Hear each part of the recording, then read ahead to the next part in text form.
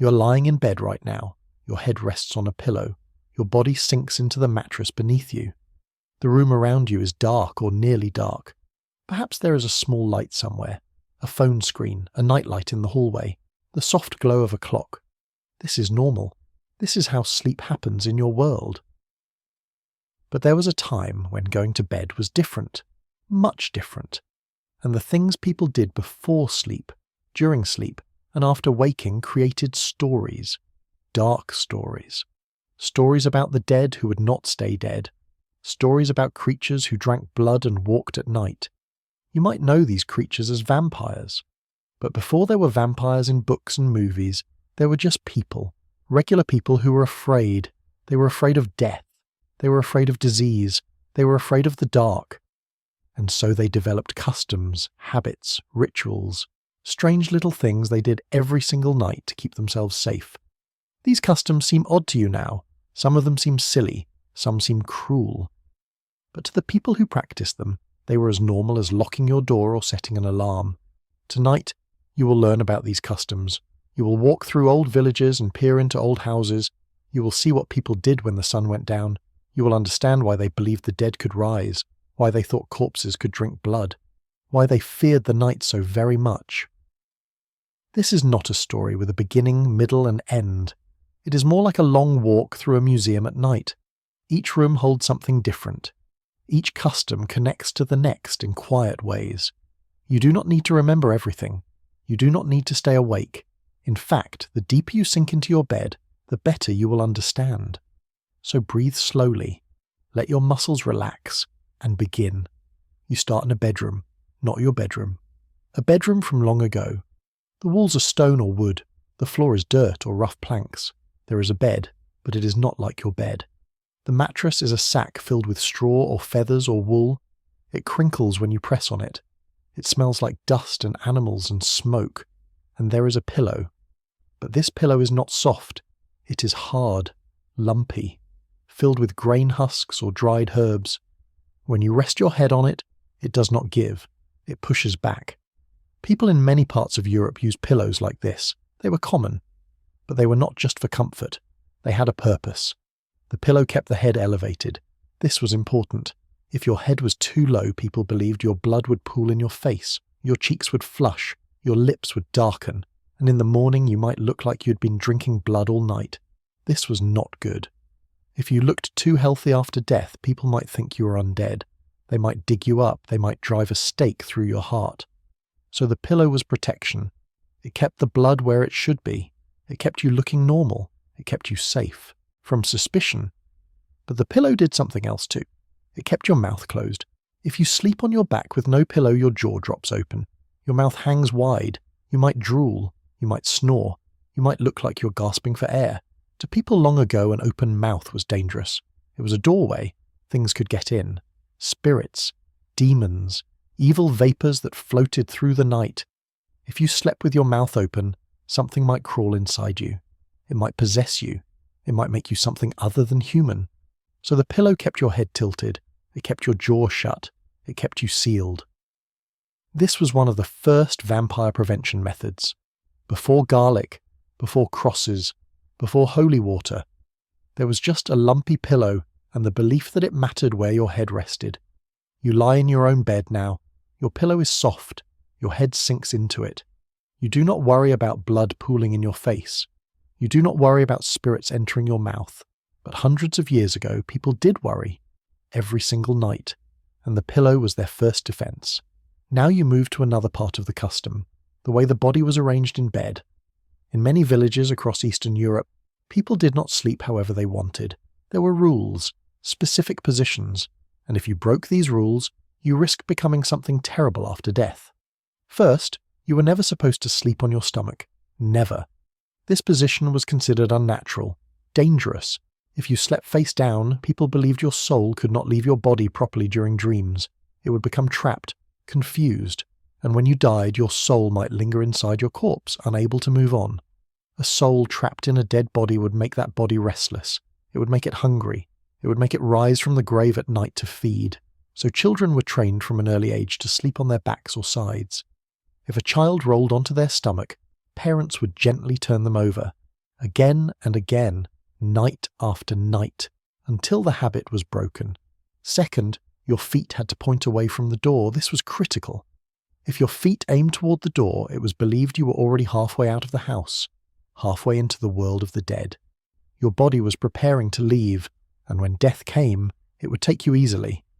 But if your feet pointed toward the wall or the corner, you were anchored. You were staying. You were rooted in the world of the living. Some families took this further. They positioned beds in specific corners of the room, always the eastern corner if possible. East was where the sun rose. East was life, light, warmth.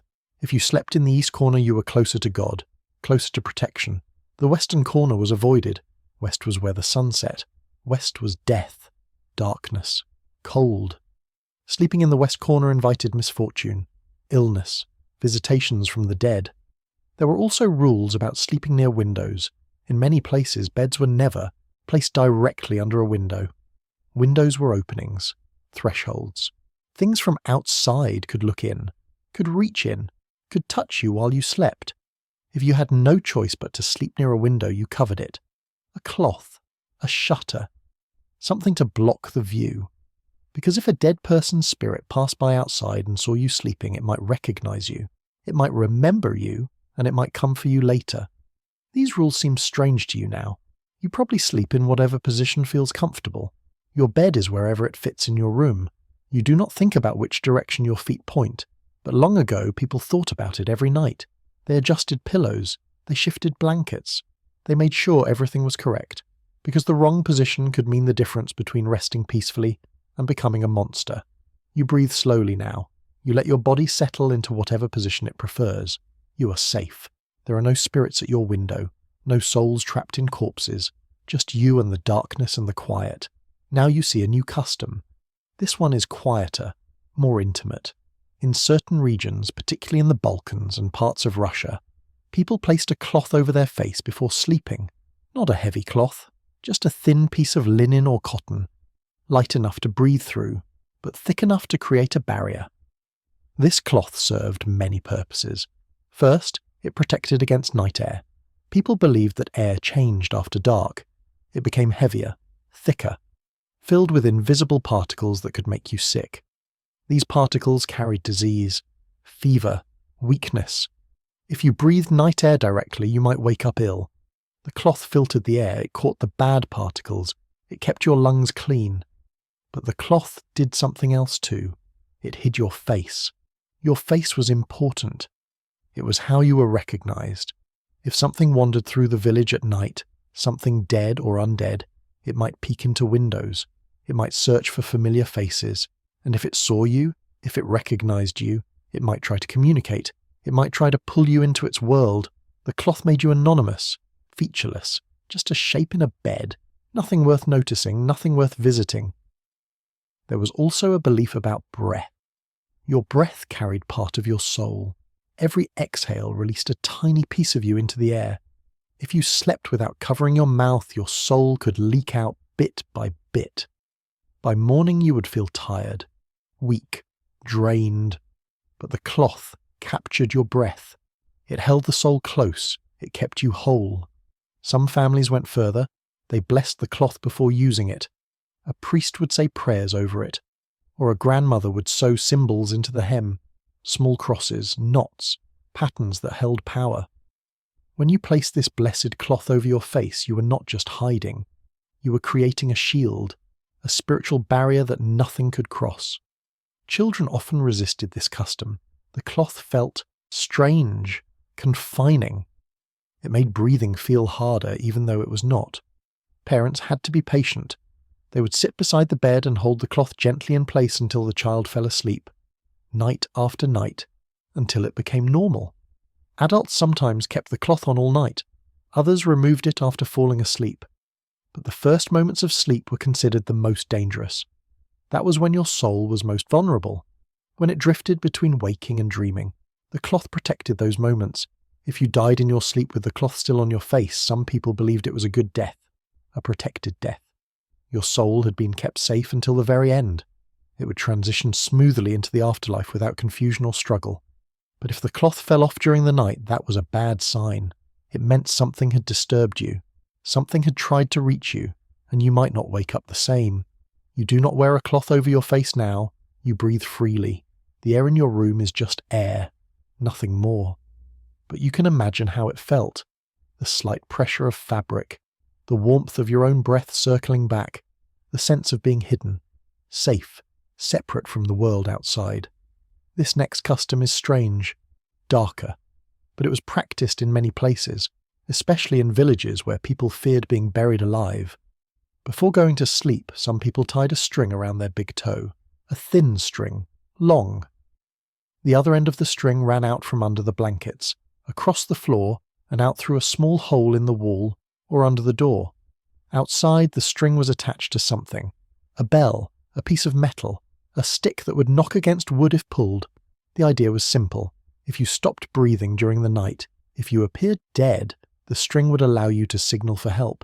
Even if you could not move, even if you could not speak, you could wiggle your toe, the string would pull, the bell would ring. This was not paranoia. People were sometimes buried alive. It happened. Medicine was primitive. Doctors were rare. If you fell into a deep sleep or a coma or a state of shock, your family might think you were dead. They might prepare your body. They might place you in a coffin. The string was insurance, a last chance. But over time, this custom became connected to vampire folklore. People started to believe that the string did not just prevent premature burial, it also prevented rising from the dead. The logic went like this. If your soul tried to leave your body during sleep, it would drift upward, out through your head, into the sky. But if your toe was tied to something outside, something grounded, your soul could not fully escape. It would be pulled back, tethered. This tethering kept you alive, but it also meant that if you died with the string still attached, your soul might remain partially connected to your body, unable to move on, unable to rest. Some people believed this created vampires, a soul stuck between life and death, a body that could not fully decay because the soul kept it animated. Not alive, not dead, something in between. So families had to be careful. If someone died in the night with the string still on, it had to be removed immediately, before the body was moved, before anyone touched it. The string had to be cut and burned. This released the soul, let it go free.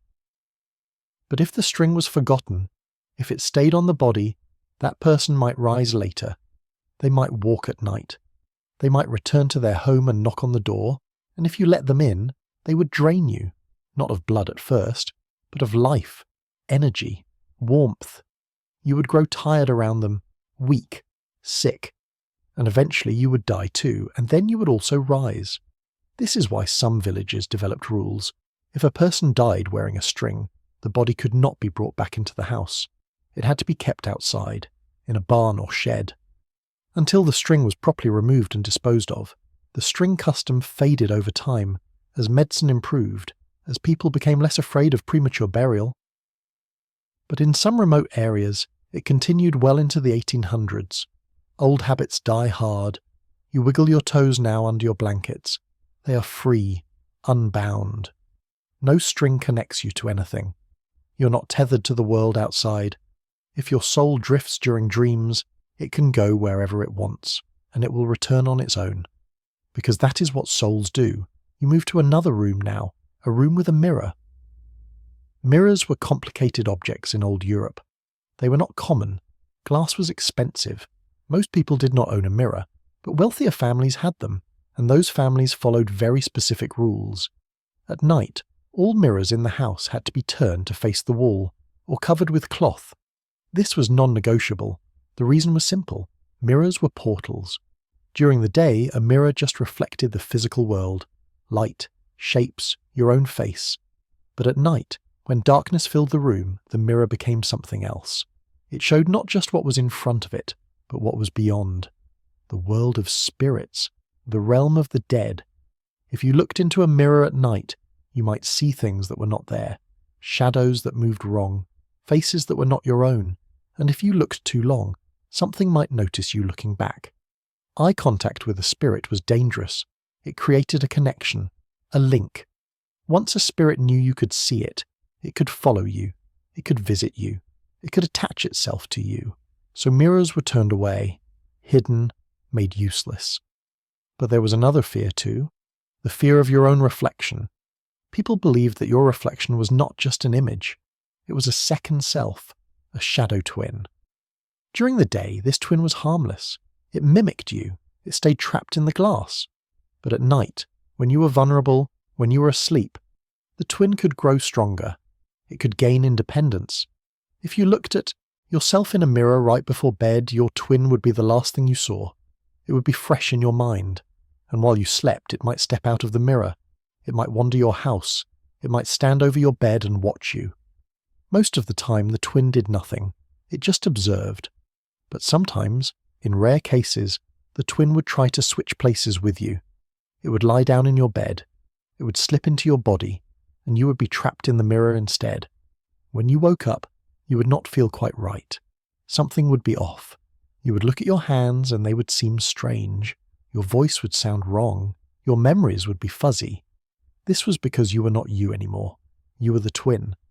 The real you was stuck in the glass, screaming silently, unable to escape. This belief created a lot of anxiety. People avoided mirrors at night. They walked past them without looking. If they had to pass a mirror, they closed their eyes or looked at the floor. Children were taught never to play near mirrors after dark, never to make faces at their reflection, never to linger, because the longer you looked, the more interested your twin became. There was also a custom involving dead bodies. When someone died, all mirrors in the house had to be covered immediately, not turned, covered completely, with thick black cloth. This was because a dead person's soul would linger in the house for a few days. It would wander. It would say goodbye. And if it saw itself in a mirror, it might become confused. It might think the reflection was another person, someone who could help. The soul would reach toward the mirror, it would touch the glass, and it would become trapped inside. A soul trapped in a mirror was a terrible thing. It could not move on. It could not rest. It would remain stuck, conscious, aware, for years, decades, centuries, watching the world from inside the glass, unable to communicate, unable to leave. And over time, the soul would grow angry, bitter. It would hate the living, and it would try to drag them into the mirror too. So mirrors stayed covered during mourning periods, usually for 7 days. Some families kept them covered for 40 days, just to be safe. When the cloth was finally removed, the mirror had to be cleaned, wiped down with salt water or blessed water. This cleared away any lingering spiritual residue, any trace of the dead. You glance around your room now. Perhaps you have a mirror. Perhaps it faces you. Perhaps you can see yourself dimly in the darkness. Your reflection is just a shadow, barely visible. It does not move on its own. It does not watch you. It is just glass and light, and the physics of reflection. But you can imagine believing otherwise. You can imagine the fear of seeing something else in that glass, something that should not be there. Now you encounter a custom that seems almost sweet, almost innocent. But it has a darker origin. In many parts of Europe, people placed a coin under their pillow before sleeping. A silver coin, if possible. Silver was important. It had protective properties. The coin was not for good luck. It was payment. People believed that while you slept, your soul left your body and travelled. It wandered through dreams, through memories, through other realms, and sometimes during these travels your soul encountered things, beings, spirits who guarded the boundaries between worlds. These guardians were not friendly. They did not let souls pass freely. You had to pay them, a toll, a tribute. And the coin under your pillow was that payment. If you did not have a coin, the guardians might stop your soul. They might demand something else, a memory, a piece of your health, a year of your life, and you would have to give it. You would have no choice. But with the coin, the transaction was simple, clean. Your soul handed over the payment and moved on. No bargaining, no loss. The coin had to be silver because silver was pure. It held value in both the physical world and the spiritual world. A copper coin might work. A gold coin might work better. But silver was the standard, the expected currency. Some families used the same coin every night. It became a family heirloom, passed down from parent to child. The coin absorbed years of travel, years of protection. It became more powerful over time. Other families used a fresh coin each night. In the morning, they removed the coin from under the pillow and buried it outside. or threw it into a river. This ensured that any negative energy the coin had absorbed during the night was carried away. If you forgot to place the coin one night, you might have strange dreams, unsettling dreams. You might wake up feeling exhausted, drained, as if you had been running all night, as if something had chased you. This was because your soul had struggled. It had tried to pass through the boundaries without payment. The guardians had delayed it, questioned it, maybe even harmed it slightly, and those struggles manifested as nightmares. But there was another reason for the coin, a reason connected to vampires. Some people believed that vampires were souls who had been turned away by the guardians, souls who could not afford passage, who had nothing to offer. These rejected souls returned to their bodies but found the bodies were already dead, buried, rotting. Still, the soul entered the corpse anyway. It animated it. It made it move. And the corpse, driven by the desperate soul, clawed its way out of the grave. These vampires were not evil by choice. They were just lost, confused, rejected by the afterlife, trying to survive in the only way they knew, by feeding, by taking life from the living. So the coin under your pillow was not just protection for your nightly travels, it was also insurance. It ensured that when you died for real, your soul would have what it needed to pass through. You would not be turned away, you would not become something terrible. Some cultures took this further. When a person died, a coin was placed in their mouth, or on their eyes, or in their hand. This coin went with them into the grave. It was their final payment, their ticket to the other side. If a body was buried without a coin, the community worried. They watched the grave carefully. They looked for signs of disturbance, because a soul without payment might return. And if the grave showed signs of movement, if the dirt seemed loose or the grass seemed trampled, the body was dug up. A coin was added, the body was reburied, and everyone hoped that solved the problem. You do not keep a coin under your pillow. You probably do not think about your soul travelling anywhere while you sleep. Dreams are just dreams to you. Neurological processes, memories being sorted, nothing mystical, nothing that requires payment. But the custom existed for centuries, in hundreds of villages, in thousands of homes. People believed it mattered, and belief, whether true or not, shaped their lives. This custom is famous. Everyone has heard of garlic and vampires, but the garlic was not hung to keep vampires away, at least not at first. Garlic was hung above the door, above the bed, above the windows, to keep disease away, to keep bad air away, to keep death away. Garlic has a strong smell, sharp, pungent. People believed that diseases travelled on scent. If the air smelled bad, it was full of sickness. If the air smelled good, it was clean, healthy. Garlic's powerful odour was thought to overpower the scent of disease. It filled the house with a protective barrier of smell. Diseases could not penetrate it. They would be repelled. This was not entirely wrong. Garlic does have antibacterial properties. It does help prevent some infections, but people did not know that. They just knew it worked, or seemed to work, or at least made them feel safer. Over time, the garlic custom merged with vampire beliefs. People started to think that garlic did not just repel disease, it also repelled the dead. The logic was unclear. Some said garlic's smell was too strong for a vampire's heightened senses. It overwhelmed them, hurt them, made them flee. Others said garlic was a symbol of life. It grew from the earth. It was warm and sharp and alive. And vampires, being dead, could not tolerate anything that reminded them of life. Still others believed garlic had holy properties, that it was blessed by God, that it carried divine protection. Whatever the reason, the custom solidified. Garlic became a standard defense. Every household kept braids of garlic hanging, fresh garlic in the summer, dried garlic in the winter, always garlic. But there were rules. The garlic had to be replaced regularly. Once it rotted, it lost its power. In fact, rotting garlic was worse than no garlic. It attracted negative energy instead of repelling it. The garlic also had to be hung correctly, above the threshold, not beside it, not below it, above, because bad things entered through the top of the doorway. They floated in, they drifted down.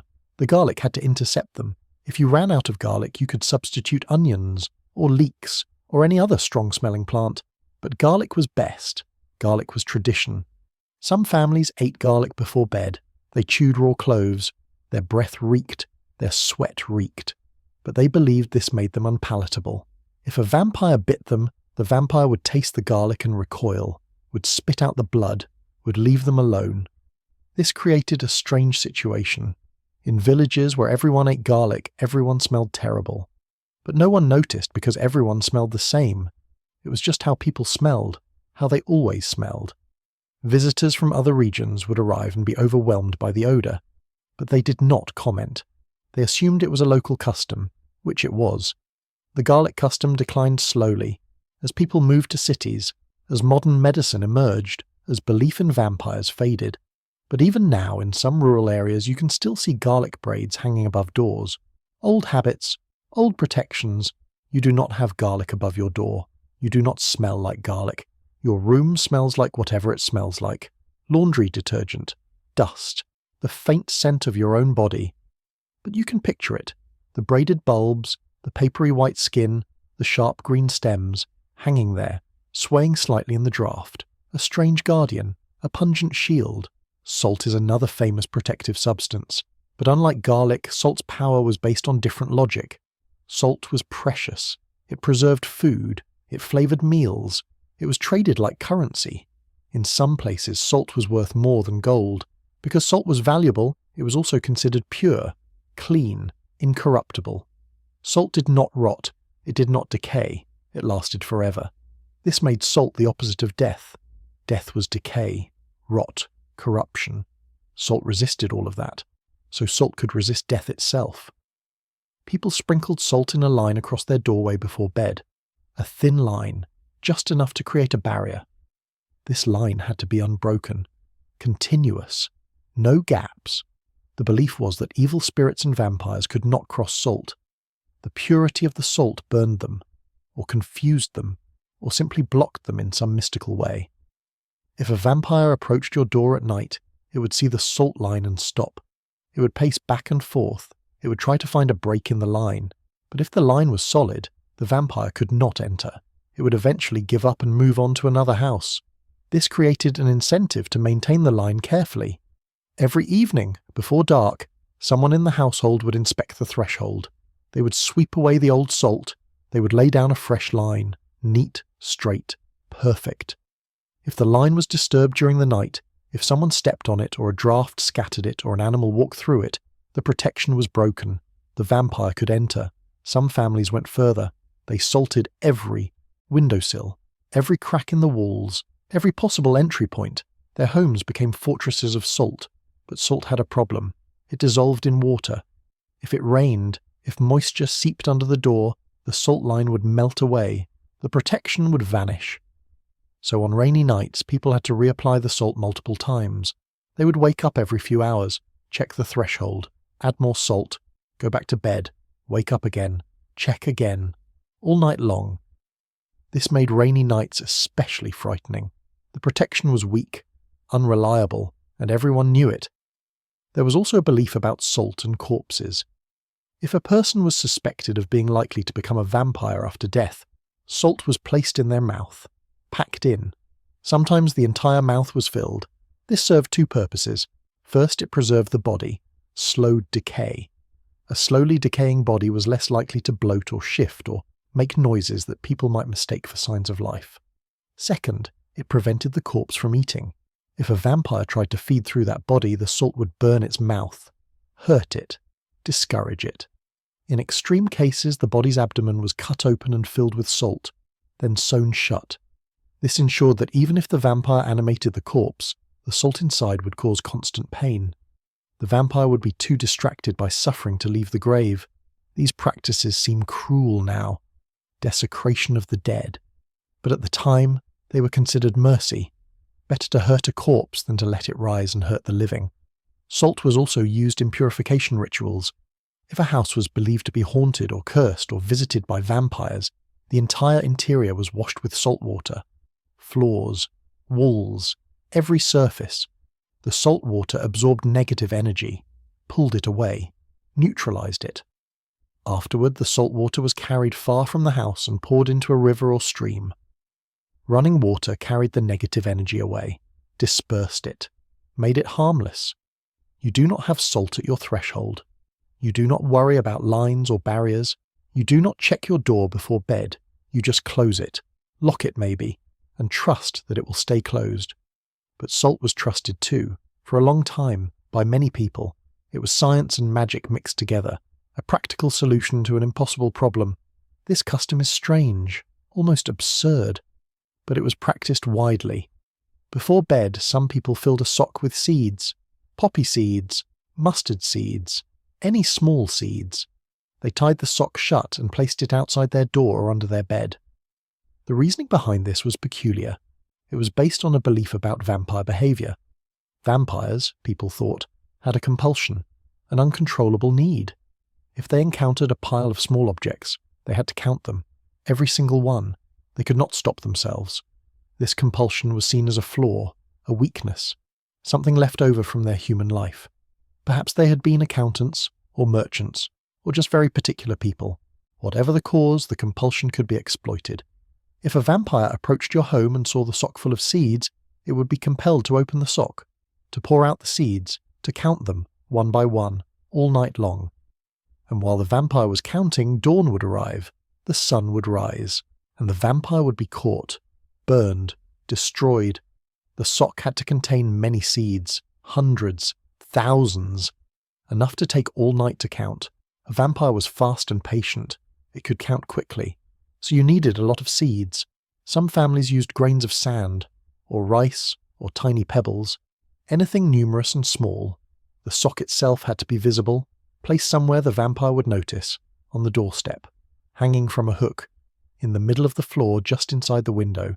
But the sock also had to be secured, because if the vampire picked up the sock and carried it away to count elsewhere, the trick would not work. The vampire would count at its leisure, in the safety of its grave, and return the next night. So the sock was often tied to something, a post, a nail, a piece of furniture. The vampire could open it, could pour out the seeds, but could not take it away. This custom had variations. In some places, people scattered seeds on the grave of a suspected vampire. The vampire would be compelled to count them before it could leave the grave. This delayed it, gave the village time to prepare defences. In other places, people threw seeds in the vampire's path, across roads, in doorways, along trails. The vampire would have to stop and count. Every time, it would make very slow progress. There was a story told in many villages about a vampire who was so caught up in counting seeds that it counted for years, decades. It counted the same pile over and over, never finishing, never moving on. Eventually it just became a harmless statue, frozen in obsession. This story was meant to be comforting. It suggested that vampires were not invincible. They had weaknesses, strange weaknesses, but weaknesses nonetheless. The seed custom faded faster than others. It seemed too silly, too superstitious. People felt embarrassed about it. They stopped talking about it, stopped practicing it. But for a time, it was taken seriously. Households kept socks filled with seeds ready, just in case, just to be safe. You do not have a sock filled with seeds. The idea sounds ridiculous to you. A vampire stopping to count, losing track of time, being defeated by arithmetic. But the people who practiced this custom believed it. They believed vampires had rules, limitations, and if you understood those limitations, you could protect yourself. Children were especially vulnerable. Everyone knew this. Children were small, weak. Their souls were not yet firmly attached to their bodies. A vampire could steal a child's soul easily, so children required extra protection, layers of protection. One common custom was to hang a branch of hawthorn above the cradle. Hawthorn was a sacred tree. Its wood was strong. Its thorns were sharp. Its flowers were white and pure. The branch acted as a guardian, a silent protector. It watched over the child while the child slept. Vampires feared hawthorn. The thorns could pierce their spiritual flesh. The wood could wound them in ways that regular wood could not, and the white flowers symbolized innocence. A vampire, being corrupt, could not tolerate innocence. The branch had to be fresh, green, alive. A dead branch had no power, so families replaced the branch regularly, every week or so. They hung the old branch outside to dry, then burned it. The smoke from burning hawthorn was also protective. It cleansed the air, drove away evil, so nothing was wasted. Some families carved symbols into the hawthorn branch, crosses, spirals, knots. These symbols amplified the branch's power, made it stronger, more effective. If a child was sick, the hawthorn branch was examined. If the branch had wilted or turned black, people believed a vampire had tried to attack. The branch had absorbed the attack, sacrificed itself. The child was safe, but the branch was spent. A new branch was hung immediately, and the household was put on alert. The vampire had targeted this house. It might return. Extra precautions were taken. More garlic, more salt, prayers. In some regions, hawthorn branches were also placed in the coffins of children who died. This prevented the child's corpse from being used by a vampire. The thorns created a hostile environment inside the coffin. Any spirit trying to enter would be repelled. Parents also wore hawthorn, a small twig tucked into a pocket, or a bracelet woven from hawthorn bark. This protected the parents, ensured they could care for their child without being drained or possessed. Hawthorn grew wild in many areas. It was easy to find, free. This made it accessible to even the poorest families. You did not need money to protect your child, you just needed to walk into the woods and cut a branch. But there were rules about cutting hawthorn. You could not just take it. You had to ask permission, speak to the tree, explain why you needed the branch, promise to use it for good. If you cut hawthorn without permission, the tree would curse you. Your child would not be protected. In fact, the branch might attract vampires instead of repelling them, so people were careful. They approached the hawthorn tree with respect. They spoke softly. They offered something in return, a coin, a piece of bread, a prayer, and when they cut the branch, they did it gently. With a sharp knife, a clean cut, no tearing, no breaking. The tree should barely notice. Carrying the branch home, they kept it covered, wrapped in cloth. This prevented other spirits from seeing it, from knowing what it was for. Surprise was part of the protection. Once home, the branch was unwrapped and hung immediately. Before nightfall, before the child's next sleep. Timing mattered. You do not have a hawthorn branch. You do not know what hawthorn looks like. You have never cut a branch or asked a tree for permission. But the custom was real. Families depended on it. They believed it kept their children alive. And in a time when child mortality was high, when so many children died for reasons no one understood, any protection was better than none. This is a small custom, easy to miss, but it was practiced in many homes. Before bed, you removed your shoes.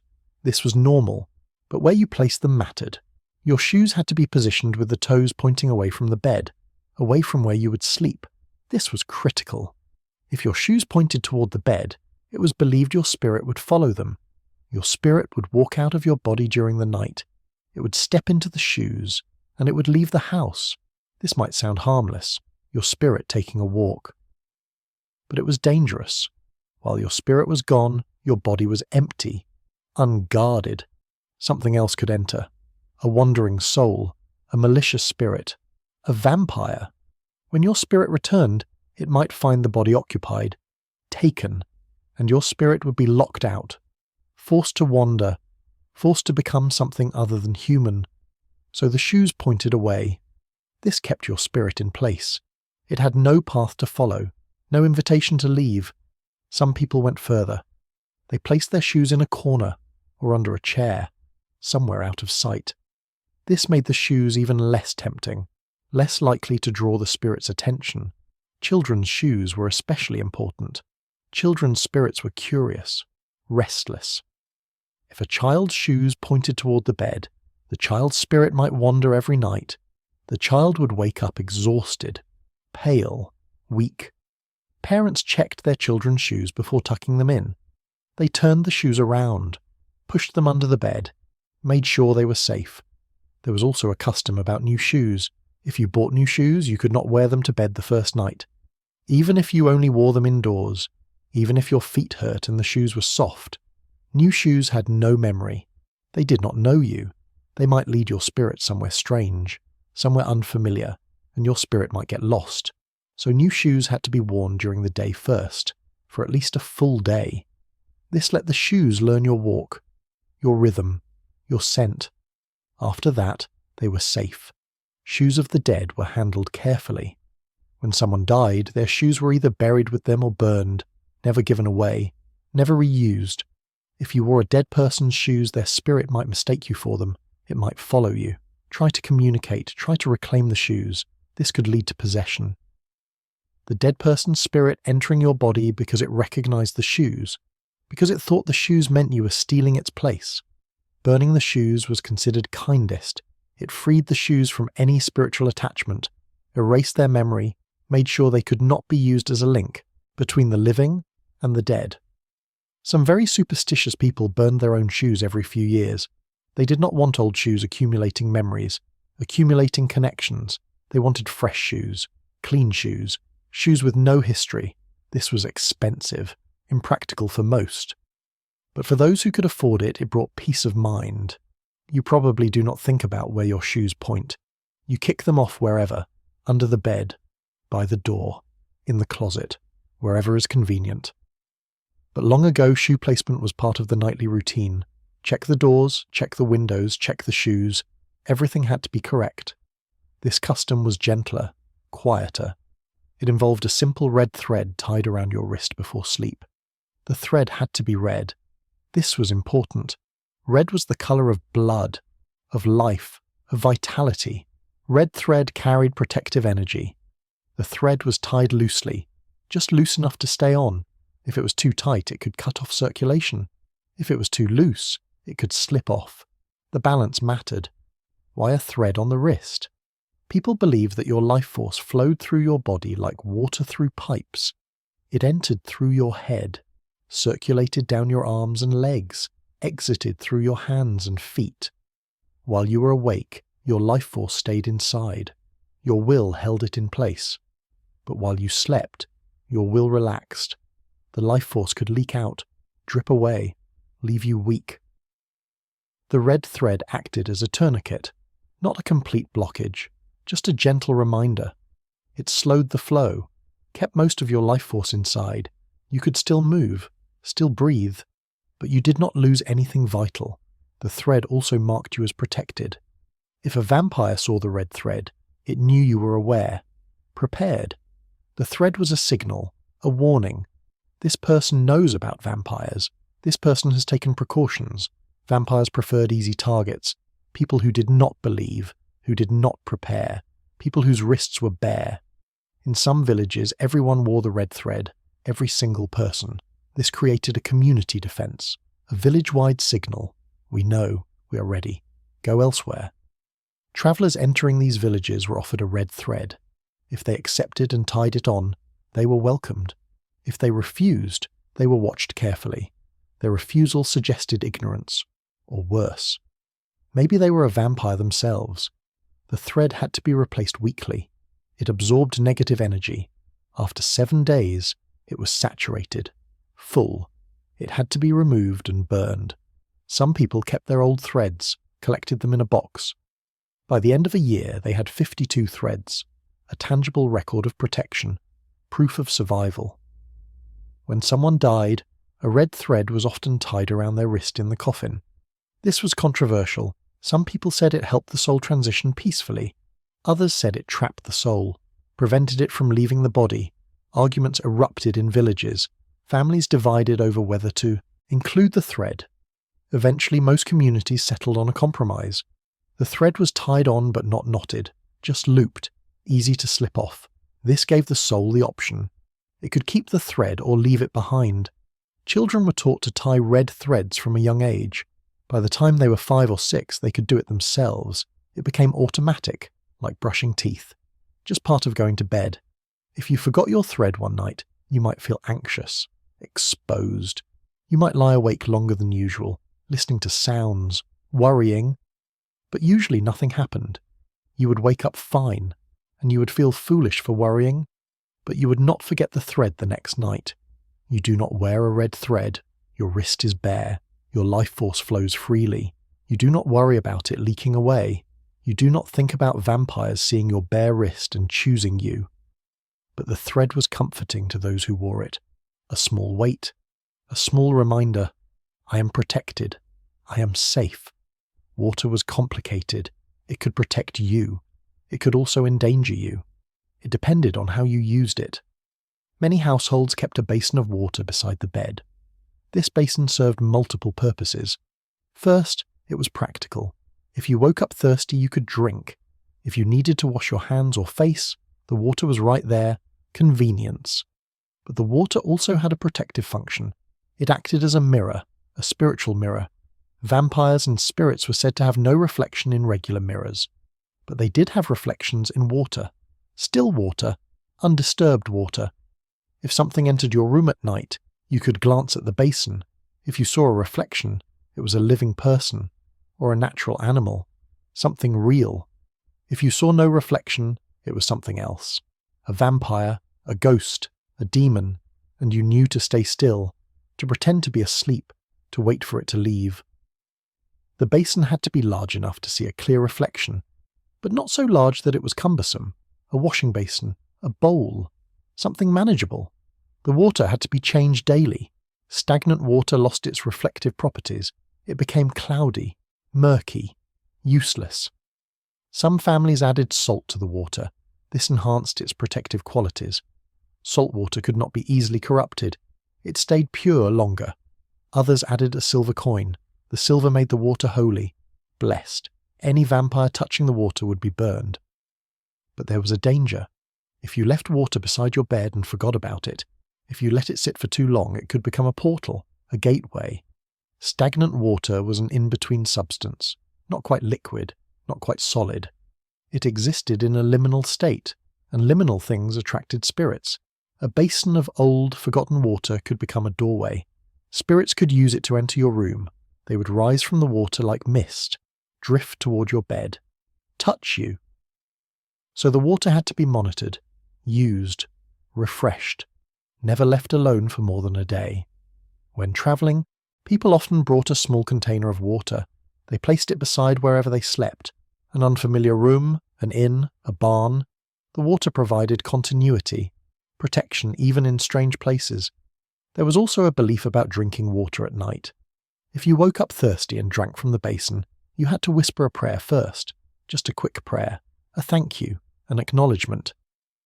This prayer ensured you were drinking water, not something else. Not a spirit that had dissolved into the liquid, not a curse that had settled on the surface. If you drank without praying, you might swallow something harmful. It would enter your body, take root, grow. By morning you would feel sick, feverish, and no medicine would help because the sickness was spiritual, not physical. The cure was to vomit the water back up, force it out, but this had to be done into running water, a stream, a river, not a basin, not a bucket. The running water would carry the spirit away, dilute it, destroy it. Parents taught children to always pray before drinking at night, even just a simple prayer, one sentence. It became habit. Some people blessed their water basin once a week. They would hold it up, say a longer prayer, trace a cross in the air above it. This charged the water with holy energy, made it even more protective. The basin itself could also be significant. Some families use basins made of specific materials: copper, pewter, ceramic. Each material had different properties. Copper was thought to conduct spiritual energy. It made the water more sensitive, more attuned. Pewter was stable, reliable. It kept the water calm. Ceramic was neutral. It did not interfere. It just held. Choosing the right basin was a personal decision, based on family tradition, on availability, on preference. You probably do not keep a basin of water beside your bed. Maybe you have a glass of water on a nightstand. Maybe you have nothing.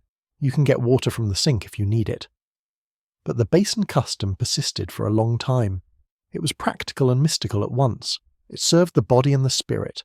Fire was protection. Light was protection. Darkness was danger. In many homes, a candle was kept burning all night, every night.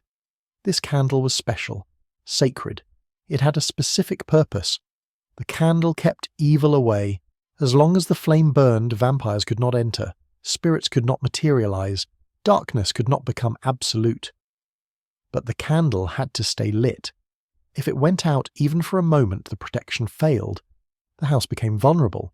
This created a problem. Candles do not burn forever. They melt, They consume themselves. A typical candle might last 3 or 4 hours, not long enough for a full night. So households developed strategies. Some families used very large candles, thick candles that burned slowly. These could last 8 or 10 hours, enough for most nights. Other families kept multiple candles. When one burned low, someone woke up and lit the next one, from the dying flame. The fire passed from one candle to the next, unbroken. This required coordination. Someone had to stay aware, wake up periodically, check the candle, be ready. Usually this job fell to the eldest person in the household.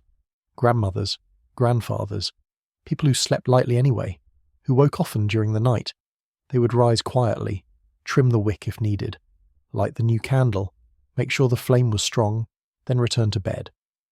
In wealthier homes there might be a servant assigned to this task, someone whose only job was to watch the candle, to keep it burning, all night, every night.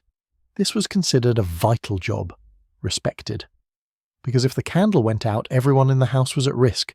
There were stories about houses where the candle went out, where the person responsible fell asleep or forgot, or died.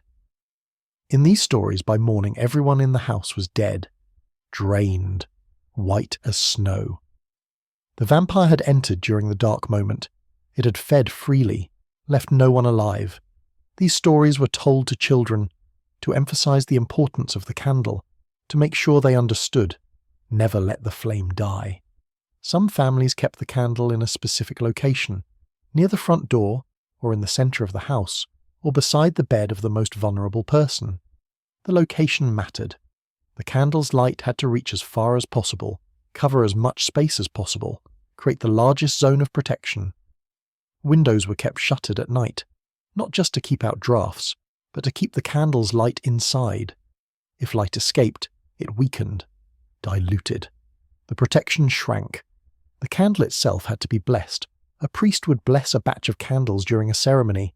These blessed candles were distributed to families, one per household, used only for nighttime protection. If you ran out of blessed candles, you had to wait for the next ceremony, or travel to a church, or use an unblessed candle and hope it was enough. Unblessed candles were considered risky. They might work, they might not. It was a gamble. Some people tried to bless their own candles. They would say prayers over them, sprinkle them with holy water, carve symbols into the wax. This was better than nothing, but it was not the same as a priest's blessing. The power was weaker, less certain. When a candle burned down completely, the wax remnants were saved, melted down, reformed into new candles. This recycled the blessing, stretched it further. Nothing was wasted. Every bit of wax was precious. The candle custom declined as artificial light became common. Gas lamps, electric lights. These lights did not go out. They were reliable, constant. People felt safer. They no longer needed to tend a flame all night. They could just flip a switch. But some families kept the candle custom alive. They lit a candle even though they had electric lights, because tradition mattered, because it felt wrong to abandon something that had protected their ancestors for so long. You do not keep a candle burning all night. You probably sleep in complete darkness, or with a small nightlight, something dim, automatic. You do not worry about the light going out. You do not wake up to check. You trust that morning will come, that nothing will enter, that you are safe in the dark. But the candle was trust too. Trust in fire, trust in light, trust in vigilance. Prayer was universal. Every culture, every religion. People prayed before sleep.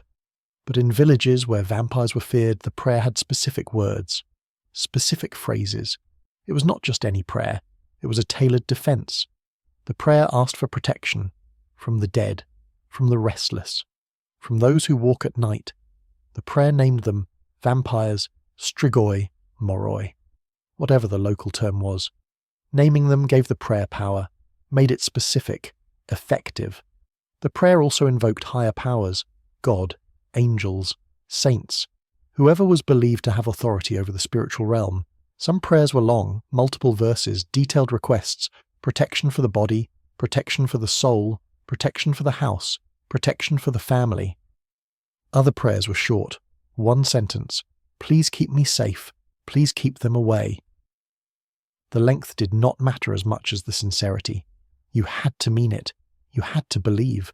A rote prayer, a mumbled prayer, these did nothing. Children were taught the prayer as soon as they could speak. They recited it every night, with their parents, until they knew it by heart. As they grew older, they recited it alone, but parents listened, made sure the words were correct, made sure the child was not just mouthing syllables but actually praying. If someone forgot the prayer one night, they were urged to get out of bed and say it, even if they were already half asleep, even if it was inconvenient, because the prayer created a shield, an invisible barrier. Without it, you were exposed. There was a belief that vampires could hear prayers, that the words hurt them, repelled them. If a vampire was near your house and heard you praying, it would leave, move on, find someone else. So the prayer was said loudly sometimes, clearly, projected, not shouted, but not whispered either. In some households, everyone prayed together, out loud, in unison. The combined voices created a stronger shield, a collective protection. This also reinforced community. If everyone prayed together, everyone was invested in each other's safety. No one was alone, no one was unprotected. The prayer was also said over the sick, if someone was ill, weak. They could not pray for themselves, so family members prayed on their behalf. These prayers were longer, more urgent. They asked not just for protection, but for healing, for strength, for the person to survive the night. Illness made you vulnerable. Vampires could sense weakness. They targeted the sick, so extra protection was needed. If someone died during the night, people wondered if the prayer had been said, if it had been said correctly, if it had been enough. Usually death was attributed to natural causes. The person was old or very sick. Prayer could not prevent that, but if the death was sudden, unexpected. People looked for other explanations. Maybe the prayer was forgotten. Maybe a vampire had entered. Maybe this was the beginning of something worse. The body was examined for marks, for signs of feeding, for anything unusual. Most of the time, nothing was found, but the fear lingered, the doubt. Prayer was not just about words, it was about belief, about community, about doing everything possible to stay safe. You might pray before sleep, or you might not. If you do, your prayer is probably general, a thank you, a request for peace, for rest. You do not name vampires, you do not ask for protection from the dead, you do not need to, but the prayer custom was real. Millions of people, every night, for centuries, they prayed, and they believed it helped, and maybe it did. Maybe belief itself was the shield. This custom seems counterintuitive. You would think people would lock their doors, seal them, keep everything out. But in some places the door was left slightly open, just a crack, an inch or two. Why? Because a completely closed door trapped you. If something was already inside the house when you closed the door, you locked it in with you. It could not escape, and neither could you. But a slightly open door provided an exit, for spirits, for energy, for anything that should not be there. The idea was that negative forces would see the opening and leave. They would drift out, dissipate into the night, find somewhere else to linger. A closed door concentrated them, kept them inside, made them stronger. This belief was especially strong in houses where someone had recently died. Death left spiritual residue, a trace, an echo. That residue needed to escape, to fade. If you sealed the house completely, the residue would build up, accumulate. Eventually it would manifest, as sounds, as shadows, as cold spots. But if you left a door open, the residue flowed out naturally, gently, without drama. The door had to be the front door, not a back door, not a side door. The front door was the main threshold, the primary entrance and exit. Spirits respected it. The door also had to face east if possible, because the sun rose in the east. Morning light would enter through the open door, push out any remaining darkness, but there was a risk. An open door was an invitation, not just for spirits, for animals, for thieves, for living people with bad intentions. So the door was only opened slightly, too narrow for a person to slip through, too narrow for a large animal, but wide enough for air, for energy, for spirits. Some families tied a string across the opening, a thin string, invisible in the dark. If the string broke during the night, They would know someone or something had entered. In the morning, the string was checked. If intact, the night had been peaceful. If broken, the family was alert, watchful. The open door custom conflicted with other customs, like the salt line. If you kept the door open, the salt line was exposed. It could be scattered by wind, by animals. So families had to choose salt line and closed door, or open door and no salt line. Both together did not work. Most chose the closed door, the salt line, solid protection, even if it meant trapping things inside. But in some regions, the open door was preferred. It aligned with local beliefs, with how people understood the spiritual world. The open door custom faded quickly as crime increased, as strangers became common, as villages grew into towns. People stopped trusting the night. They locked their doors, secured their homes. The spiritual concerns became secondary. Physical safety took priority. You close your door at night. You probably lock it. You do not leave it open, not even a crack. The idea seems absurd, unsafe, an invitation for trouble. But the people who practiced it believed they were being smart, strategic. They were managing spiritual risk, balancing protection with release, different customs, different times, different fears. This custom was a form of appeasement, not quite offering, not quite sacrifice, something in between. Every evening, before closing the shutters, some families placed a small piece of bread and a pinch of salt on the windowsill. Outside, exposed to the night, this was for the wandering dead, the spirits who roamed after dark, the ones who were hungry, lost, confused. The bread and salt were a gesture, a kindness. It said, "We acknowledge you. We see you. We do not want conflict. If a spirit found the offering, it might eat, might take the nourishment, and then it might move on, satisfied, no longer interested in the house. But if there was no offering, the spirit might grow angry, resentful. It might bang on the shutters, scratch at the walls, cause trouble. The offering was preventative, a small cost to avoid a larger problem. The bread had to be fresh, baked that day if possible. Stale bread was an insult. It suggested the family did not care, did not take the spirit seriously. The salt had to be pure, white, clean, not dirty salt, not salt that had been spilled or contaminated. Together, bread and salt symbolized hospitality. In many cultures, offering bread and salt to a guest was a sacred act. It created a bond, a truce. The same logic applied to spirits. If you offered them bread and salt, they would honor the gesture. They would not harm you. The offering had to be left until morning. You could not change your mind, could not take it back during the night. Once given, it was given. In the morning, the bread and salt were usually gone, eaten by animals, scattered by wind, dissolved by dew. But sometimes the bread was untouched, still sitting there, whole. This was a bad sign. It meant the spirits had rejected the offering. They were not interested in peace. They wanted something else. When this happened, families increased other protections. More garlic, more salt lines, more prayers. They assumed a particularly aggressive spirit was nearby. Some families left offerings every night, others only during certain times, periods of high risk, after a death in the village, during a plague, during the dark months of winter. The offering custom created a relationship between the living and the dead, a negotiation, an understanding. We give you this. You leave us alone. It was transactional, but it worked.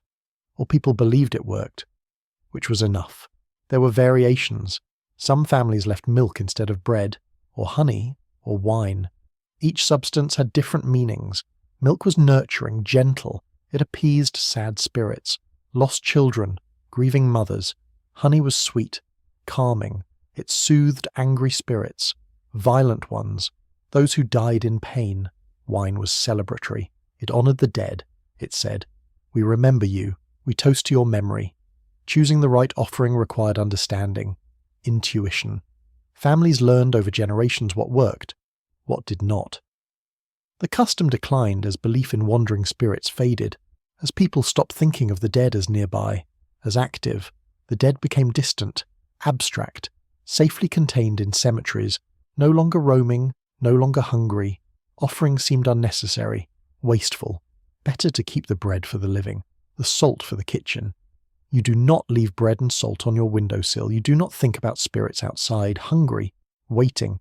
Your windows are closed, locked. The night is shut out completely. But the offering was a different relationship with death. A more familiar relationship. The dead were not gone, just elsewhere, nearby. And you could still interact with them, still negotiate. Iron was powerful. In folklore across many cultures, iron had protective properties. It repelled evil, it grounded energy, it was solid, real, trustworthy. People carried iron, a nail, a small horseshoe, a piece of an old chain, anything iron. They kept it in a pocket, or tied to a string around the neck, or sewn into the hem of a garment. The iron stayed with them always, day and night. But it was especially important at night. At night, if you felt afraid, if you heard something strange, if you thought something was near, you touched the iron, held it, felt its weight, its coldness. This calmed you, reminded you that you had protection, physical protection, not just prayers or symbols, actual metal. Iron was believed to disrupt spiritual energy. Vampires and ghosts were spiritual beings. They existed on a different plane. Iron anchored them, pulled them down, made them vulnerable. If a vampire touched iron, it would be hurt, burned, weakened. It would lose its ability to phase through walls, to move quickly, to vanish. So carrying iron made you a harder target, a riskier target. Vampires avoided people with iron. They could sense it, smell it, feel it. The iron also grounded. You kept your own spirit anchored in your body. If you were prone to night terrors, to sleepwalking, to vivid dreams, iron helped. It stabilized you, kept you present. Some people slept with iron under their pillow, a nail, a key, something small but heavy. It pressed against their head, a constant reminder, a physical tether. Children were given iron early, a small nail in their crib, a bracelet with iron links. This protected them from spiritual interference, from being taken, from being swapped with changeling spirits. Iron had to be raw, not polished, not decorative. The rougher the better. Old iron was best, iron that had been used. That had history, that had absorbed human energy. New iron was less effective. It had no memory, no connection. It was just metal. Blacksmiths were respected in communities that believed in vampires. Blacksmiths worked with iron, shaped it, understood it. They were seen as spiritual protectors, guardians. If a village had a vampire problem, the blacksmith was often consulted. They would forge special items, iron stakes, iron locks, iron fences around graves. The blacksmith's work was both practical and mystical. They fought vampires with metal, with heat, with skill. Iron nails were sometimes driven into doorframes, into windowsills, into the corners of rooms. This fortified the house, created barriers. The nails had to be driven deep, firmly. No loose nails. A loose nail was worse than no nail. It suggested half-hearted effort, doubt. Iron nails were also driven into coffins, into the wood, securing the dead inside. If the nails were strong enough, numerous enough, the corpse could not rise, could not push open the lid. This was not desecration. It was caution. It ensured the dead stayed dead. Iron was also used in exorcisms. If a house was haunted, if a spirit refused to leave, iron rods were heated until they glowed, then pressed against doorways, against walls, the heat, the metal. Together they drove spirits out, purged the house. You probably do not carry iron. You do not think about metal as protection. Iron is just iron to you, a nail is just a nail. But for a long time, in many places, iron was a lifeline, a tool, a weapon, against forces that could not be fought any other way. This custom is psychological, mental. It involved no objects, no materials, just thought. Before falling asleep, some people counted backward, from 100 or from 1000, slowly, deliberately. This served two purposes. First, it calmed the mind. Counting is repetitive, rhythmic. It distracts from anxious thoughts, from fears, from the creeping awareness of darkness. By the time you reach 0, your breathing has slowed, your muscles have relaxed, you are ready for sleep. But the counting also had a protective function. It created a mental barrier, a wall. The theory was that vampires and spirits could enter your mind while you slept. They could influence your dreams, plant ideas, steal memories, but if you're lost, waking thought was a number. Just a number. There was nothing for them to grab onto. Numbers were neutral, empty. They held no emotion, no information. The vampire would arrive, try to connect, and find only numbers. Meaningless. Boring. It would grow frustrated. Leave. Find someone else. Someone with more interesting thoughts. The counting had to be backward. Forward counting was too normal, too natural. Your mind did it automatically. It required no focus, no effort. But counting backward required attention. You had to think, had to concentrate.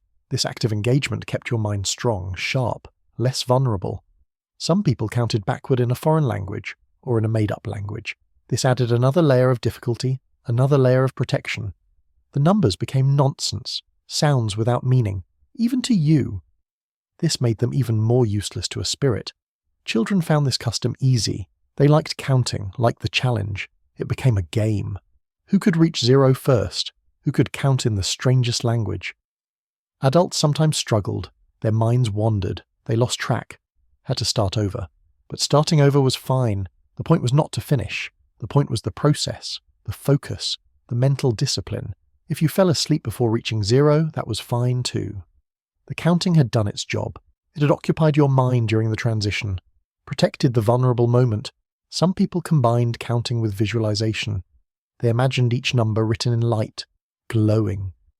As they counted down, the numbers faded, disappeared, leaving only darkness.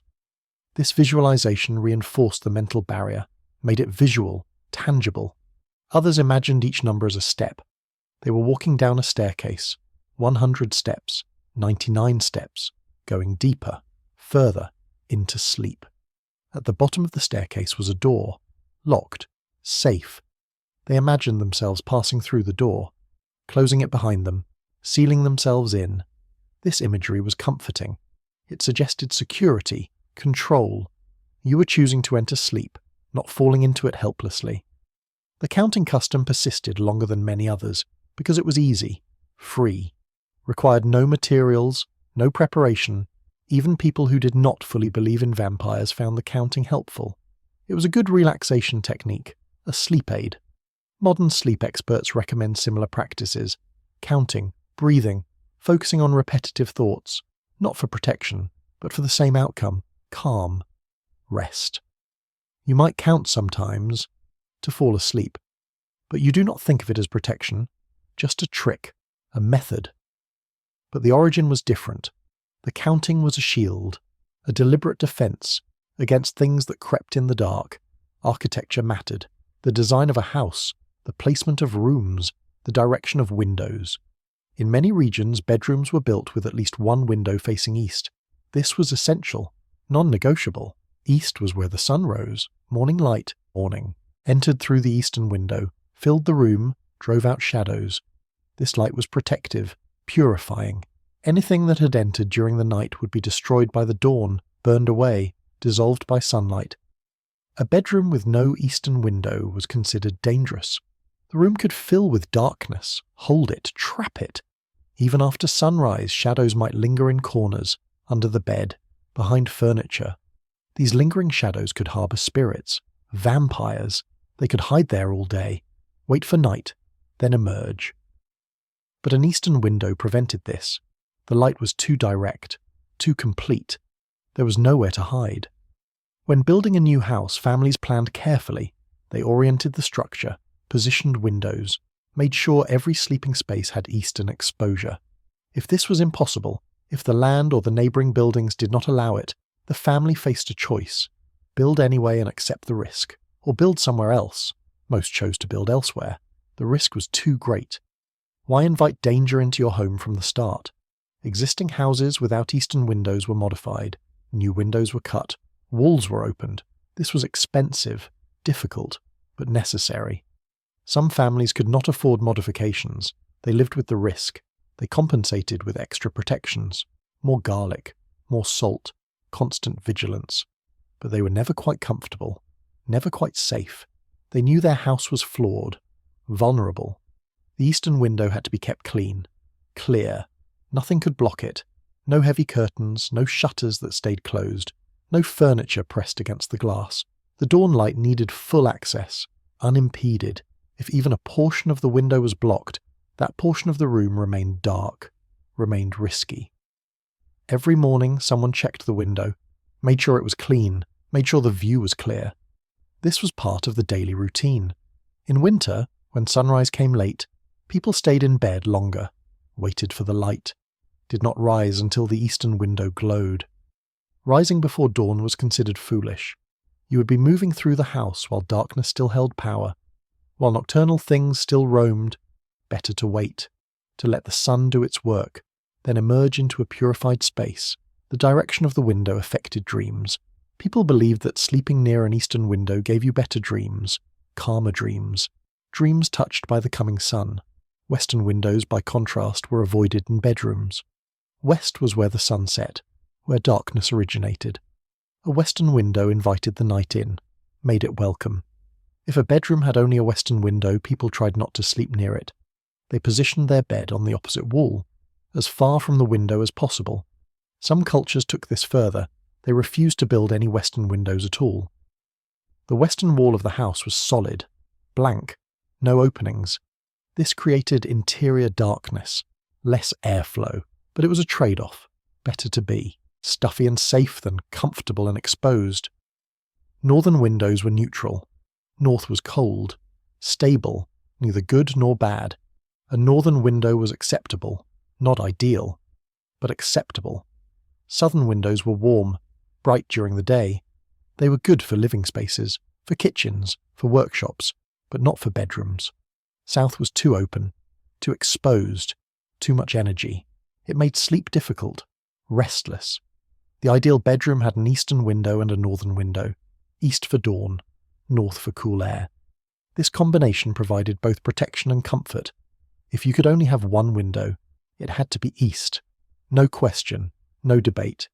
You probably do not know which direction your bedroom window faces. You have never thought about it.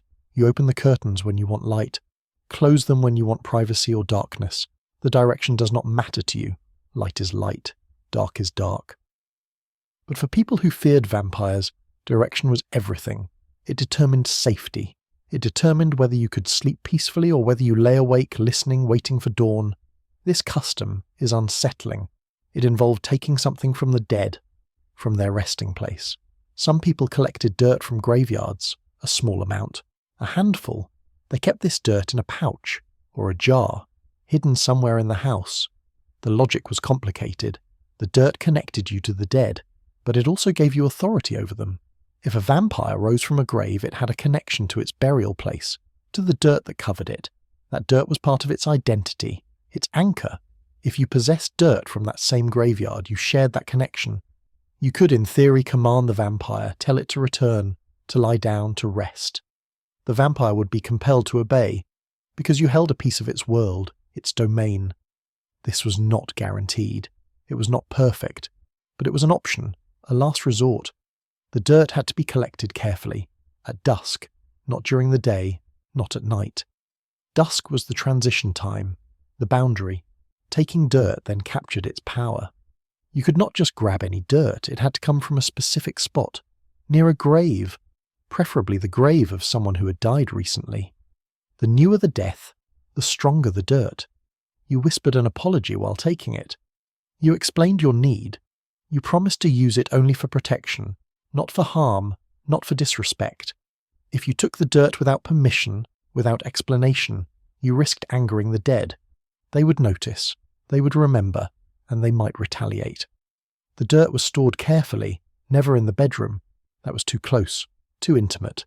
The bedroom needed to be pure, clean, free of death. Instead, the dirt was kept near the entrance, in a hallway, by the door. Somewhere it could intercept anything entering. Some families buried the dirt in the threshold, literally under the doorstep.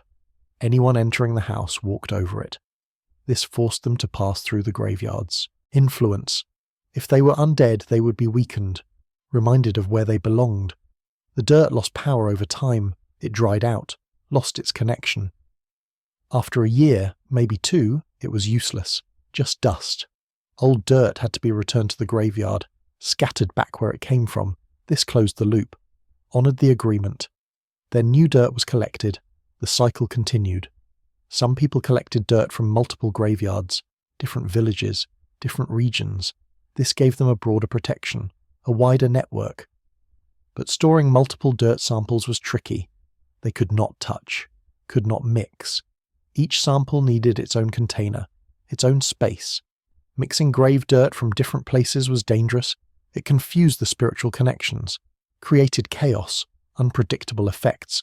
There were stories about people who mixed grave dirt carelessly. Their houses became haunted. Multiple spirits arrived, confused, angry, drawn by the mixed signals. The families had to abandon their homes, leave everything behind, start over somewhere else. These stories reinforced the rules. Respect the dirt, handle it properly, do not experiment. Children were kept away from the grave dirt.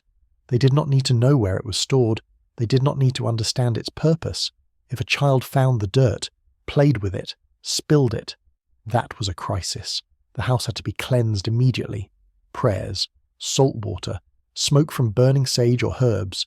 The cleansing took days, and even then the family worried, watched for signs, strange sounds, cold spots, unusual behaviour. Usually nothing happened. The child was scolded, warned, taught to stay away. Life continued, but the fear was real. The dirt was not a toy, not a curiosity. It was a tool, a weapon, and it had to be respected. You do not have dirt from a graveyard. The idea seems macabre to you, disrespectful, wrong.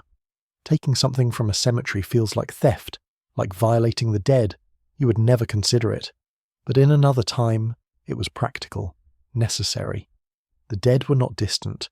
They were present, nearby, and you had to manage that relationship, one handful of dirt at a time. This custom is simpler, more straightforward. It involved sound, alert, warning. A small bell was tied to the bedpost, a cow bell, or a sheep bell, any bell with a clear, loud ring. The bell served as an alarm. If something approached the bed during the night, if it bumped the bed or jostled the frame, the bell would ring. You would wake instantly, aware, ready. The bell had to be positioned carefully, high enough that normal movement would not trigger it, low enough that an intruder, physical or spiritual, could not avoid it. Usually the bell hung at the corner of the bed, near the foot. This was the most likely approach angle. Things came from the door, from the window, toward the foot of the bed. The bell's ring was distinctive, not musical, not pleasant, sharp, jarring, impossible to ignore. In a quiet house at night, the bell's sound carried, everyone would hear it, everyone would wake. This created collective awareness, collective defense. If the bell rang, you did not move immediately. You listened, waited, tried to determine what caused the sound. Sometimes it was nothing, a draft, a settling floorboard, a dream-induced twitch that shook the bed. But sometimes you heard other things, breathing that was not your own, footsteps, the creak of weight on wood. Then you knew something was there. The bell gave you time, a few seconds, enough to reach for a weapon, a knife, a cross, a handful of salt, enough to shout, to wake others, to create noise, commotion, things that drove away creatures of darkness. The bell also deterred. If a vampire heard the bell ring, if it knew it had been detected, it might retreat immediately. Surprise was lost. The victim was alert, not worth the effort, so the bell functioned both as alarm and deterrent. It protected in two ways. Some families used multiple bells, one on each bedpost, 4 bells total. This created overlapping coverage. No matter which direction something approached, a bell would ring. But multiple bells were risky. They could ring from normal sleep movements, from tossing, turning. You might wake yourself unnecessarily, multiple times per night. This created exhaustion, paranoia. You started to dread the bells, started to remove them, and then you were unprotected, so most families stuck with one bell, positioned carefully, trusted to do its job. The bell had to be maintained. The clapper inside needed to move freely. If rust or dirt jammed it, the bell would not ring. It would be useless. Once a week the bell was taken down, cleaned, tested, rung a few times to ensure it worked, then returned to the bedpost. Children sometimes played with the bells, rang them on purpose, made noise. This was forbidden. The bell was not a toy. It had a serious purpose. Ringing it unnecessarily was like crying wolf. It made people complacent, less responsive. If the bell rang too often without cause, people stopped believing it, stopped waking up. And then, when it rang for a real threat, no one responded. So children were taught early, do not touch the bell, do not ring it, respect it. When travelling, people sometimes brought a small bell with them. They tied it to whatever bed they used, an inn bed, a guest bed, a pile of straw in a barn. The bell was portable protection, familiar, reliable. It worked anywhere. Bells were also hung on doors, on gates, on windows, any potential entry point. This created a network of alarms, a web of sound. A house covered in bells was a defended house, a vigilant house. Vampires knew this. They heard the bells even before approaching, and they chose easier targets. The bell custom faded as homes became more secure, as locks improved, as neighbourhoods became safer. People no longer needed to wake at every sound. They could sleep deeply, trust that their physical barriers were enough. The bells were removed, stored away, eventually discarded or sold. You do not have a bell on your bedpost. You do not think about being woken by sound. You trust that you are safe, that nothing will approach, that your sleep will be uninterrupted. But the bell was a different kind of trust. Trust in your own awareness, in your ability to respond, in the idea that protection required participation, not just barriers, but attention. This custom is darker, more visceral. It involves blood, sacrifice, commitment. In some villages, when a dangerous vampire was suspected, families took drastic measures. They killed a small animal, a chicken, a rabbit, collected its blood. They dipped a cloth in this blood, let it soak, absorb. Then they hung the cloth outside their door, or nailed it to the doorframe. The blood cloth served as a decoy, a distraction. Vampires were drawn to blood. They could smell it, sense it. The blood cloth would attract them, pull their attention. They would approach the cloth, investigate, try to feed from it. But animal blood was unsatisfying, wrong, not what they needed. While the vampire was confused, distracted, feeding from the cloth, the people inside were safe, ignored. The vampire might eventually realize the trick, might grow angry, but by then, dawn was closer. Time was running out. The vampire had to retreat, return to its grave. The blood had to be fresh. Old blood lost its scent, its appeal. A dried blood cloth was useless. So the cloth was replaced frequently, every few days. A new animal, new blood, new protection. This was expensive, difficult. Animals were valuable. Killing them just for blood was wasteful, but fear motivated. When survival was at stake, waste did not matter. Some families used their own blood. A cut on the hand, a few drops, not enough to harm, just enough to scent the cloth.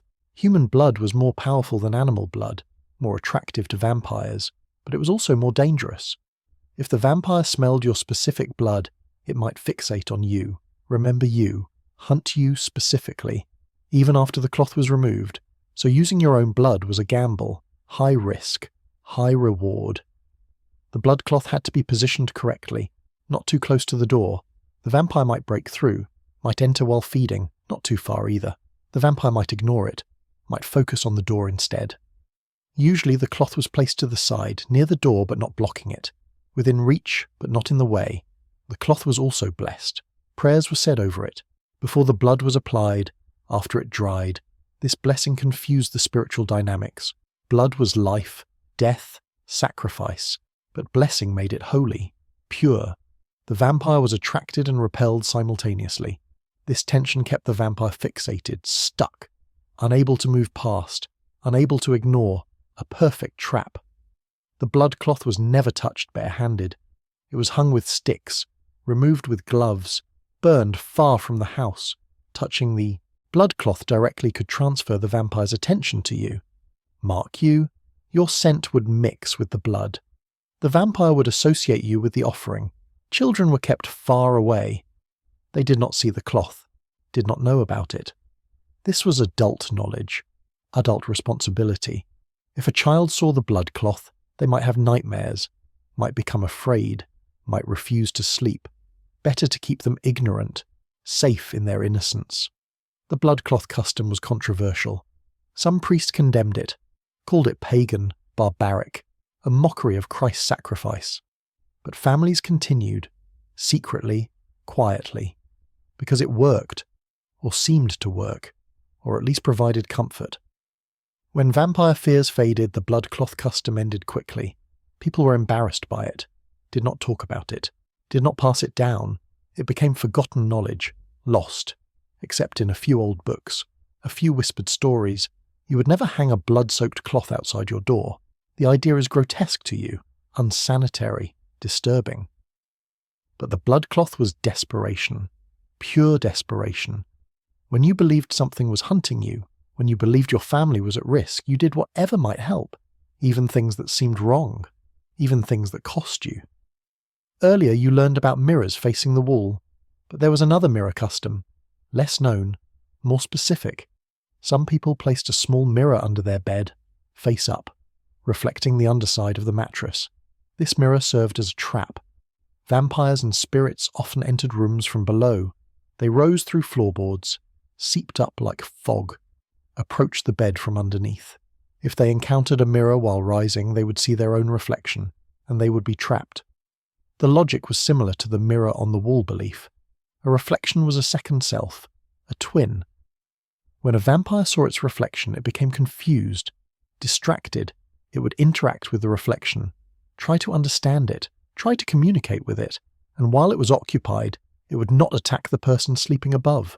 The mirror had to be small, hand-sized, large enough to capture a clear image, small enough to fit between the floor and the bed frame. The mirror also had to be positioned carefully, centered under the bed, directly beneath where the sleeper's head or heart would be. The most vulnerable points. The mirror was cleaned regularly. Dust and dirt obscured the reflection, made it weak, ineffective. But cleaning the mirror was dangerous. You had to reach under the bed, grope in the dark, pull out the mirror, wipe it down, replace it.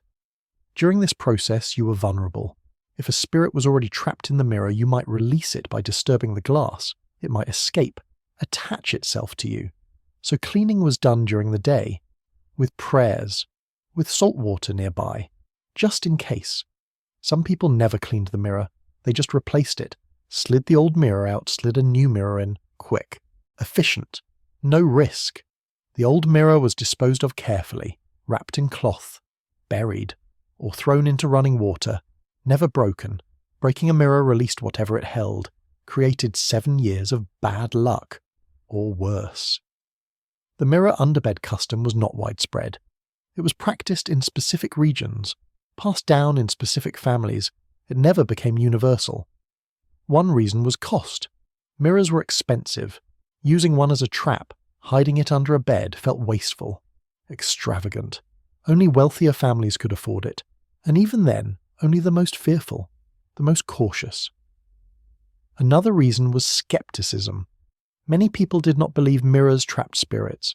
They thought mirrors were just glass. Reflection was just light, nothing mystical. So they rejected the custom, saw it as foolish, superstitious. But those who believed in it swore by it. They claimed they slept better, felt safer, noticed fewer disturbances. Whether the mirror actually worked, or whether it provided psychological comfort is unclear. Perhaps both. Perhaps belief itself was enough. The mirror custom faded along with general vampire beliefs. As science explained reflections, as psychology explained fear, as education spread, mirrors returned to their practical uses. Vanity, decoration, checking your appearance, nothing more. You do not have a mirror under your bed. Your bed probably has storage underneath. Boxes, shoes, dust, or maybe nothing, just empty space. The idea of a mirror down there seems strange, pointless. What would it reflect? Just darkness, just wood.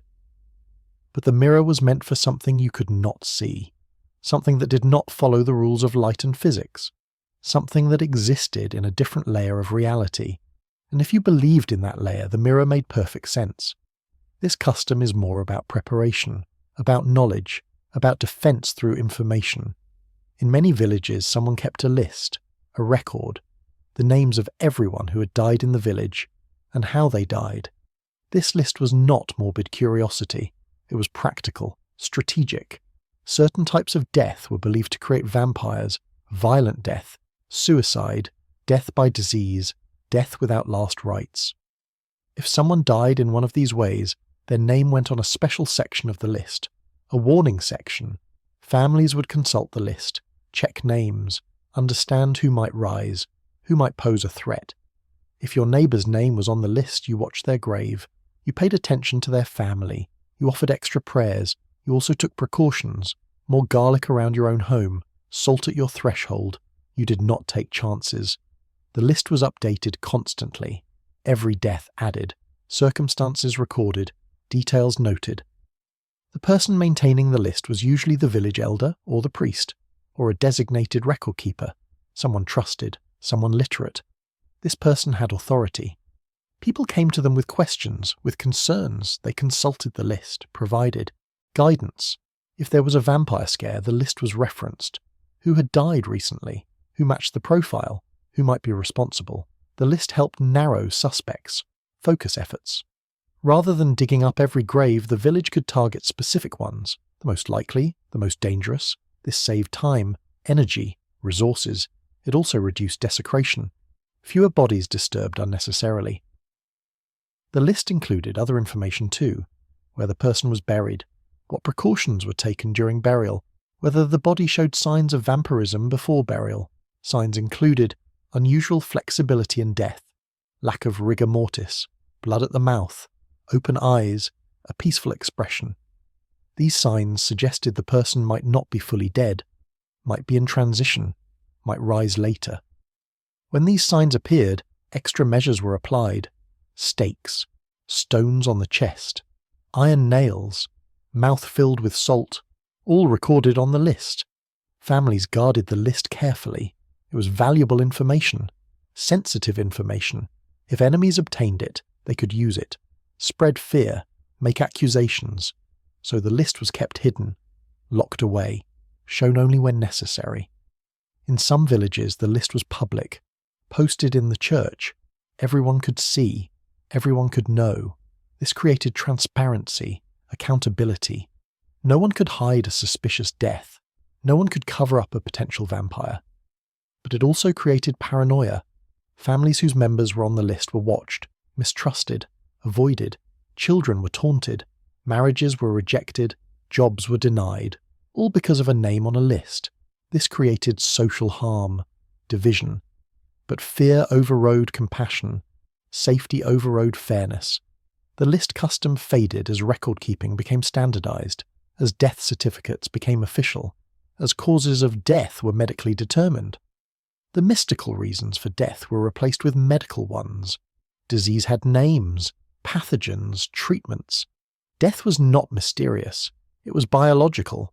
The list were abandoned, burned, or forgotten in old church archives, remnants of a more fearful time. You do not keep a list of the dead. You do not know how your neighbours died. You do not consult records to determine who might rise. Death is private now, personal, handled by professionals, hospitals, funeral homes, cemeteries. You are removed from it, distant. You attend a service, offer condolences, move on. But the list was engagement, active engagement with death, with danger, with the belief that knowledge was protection. That understanding who might become a threat was the first step in staying safe. Rope was common, useful, but it also had mystical properties, specifically knots in rope. Before bed, some people tied a knot in a piece of rope, just one knot, simple, tight. They placed this knotted rope under their pillow, or hung it on the bedpost, or kept it in their pocket. The knot trapped evil, bound it, made it powerless. The theory was that evil spirits and vampires were drawn to order, to patterns, to symmetry. When they encountered a knot, they tried to untie it. They could not resist, and while they were working on the knot, they were distracted, occupied. They forgot about the person they intended to harm. A well-tied knot could keep a vampire busy all night. By dawn, the vampire had to flee. Return to its grave. The person was safe. The knot had to be tied correctly. Not too loose, not too tight. A loose knot would untie itself. A tight knot would be impossible for the vampire to engage with. Either extreme failed. The perfect knot had tension, complexity. It looked solvable, but was not. It invited effort, promised success, but delivered frustration. Some people tied multiple knots, 3 knots, 7 knots, 9 knots. Each knot multiplied the protection, created layers of distraction. But too many knots were obvious, suspicious. A vampire might recognize the trap, might avoid it, might grow angry, so most stuck with 1 knot or 3. Enough to be effective, not enough to be obvious. The rope itself mattered. Natural fibers were best: hemp, cotton, linen. These materials held spiritual energy, absorbed intention. Synthetic ropes were weak, modern. They had no history, no connection to the old ways. Vampires ignored them. The knot was tied with intention. You focused while tying. You thought about protection, about safety, about keeping evil away. This focus charged the knot, gave it power, made it more than just rope, made it a talisman. Some people whispered prayers while tying, or chanted, or hummed. The sound vibrated through the rope, infused it with sacred energy. The knotted rope was never untied casually. If you needed to untie it, you did so with purpose, with a prayer, with gratitude. Untying the knot released whatever it had trapped. You wanted that release to be controlled, directed, sent away, not left to linger. After untying, the rope was cleansed, soaked in salt water, dried in sunlight. This erased any residual negative energy. Then the rope could be used again, tied again, reset. Some families kept the same rope for generations. It became an heirloom, a family protector. Each generation added their knots, their prayers, their fear and hope. The rope grew thick with meaning, heavy with memory. It was not just rope anymore, it was a record, a witness, a guardian. When a family member died, a piece of the rope was sometimes buried with them.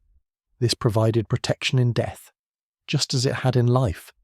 The knotted rope custom was subtle, easy to hide, easy to practice. You did not need special materials or knowledge, just rope and intention. This made it accessible, popular. Even people who rejected other customs might tie a knot, just in case, just to be safe. The custom faded slowly. Rope became industrial, mass-produced. It lost its spiritual significance. It was just material, just utility. Knots became practical again, for securing, for binding, not for protection. You probably do not keep a knotted rope.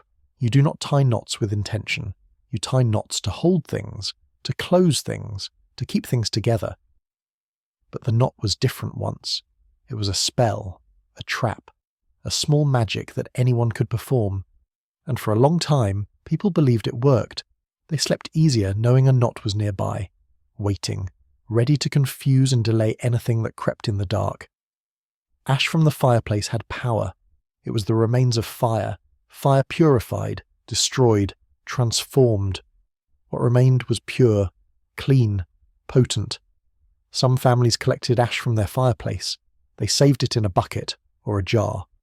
Then, once a month, or during times of danger, they spread this ash in a circle around their house. The circle had to be complete, unbroken. It wrapped around the entire structure, every wall, every corner, no gaps. This ash circle created a barrier, a boundary. Evil could not cross it. The logic was similar to salt, but ash was stronger. Ash was transformation. It was the end result of burning. Nothing could burn ash.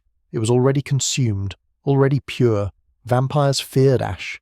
It reminded them of destruction, of stakes through the heart followed by burning.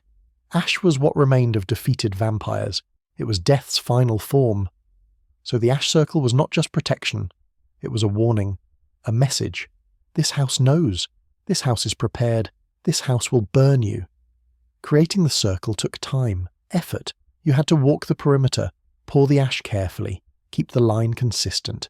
If wind scattered the ash, you had to reapply, add more, reinforce weak spots. The circle had to be maintained. Rain was a problem. Rain turned ash into mud, washed it away. After rain, the circle had to be redone, completely, from scratch.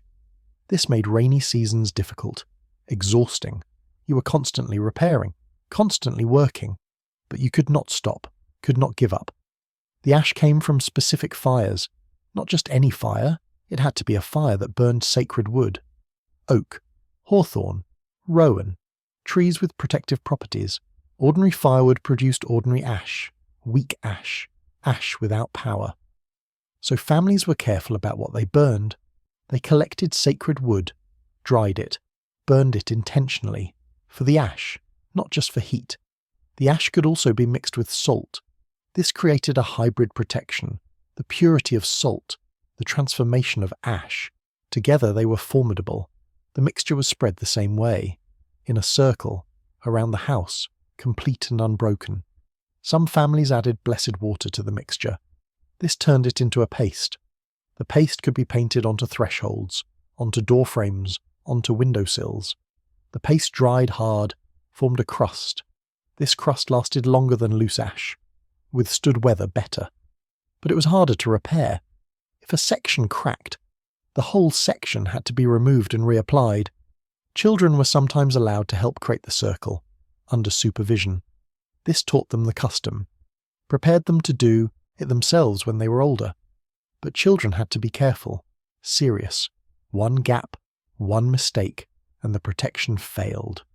So they learned young, they practiced, they understood the importance. The ash circle was also used around graves, especially graves of suspected vampires. The ash prevented the corpse from rising, sealed it underground. If the ash circle around a grave was disturbed, if someone or something broke it, the village was alerted. The grave was watched. Precautions were taken. Usually animals disturbed the circle. Deer, dogs, nothing sinister. But you could not assume. You had to check, to investigate.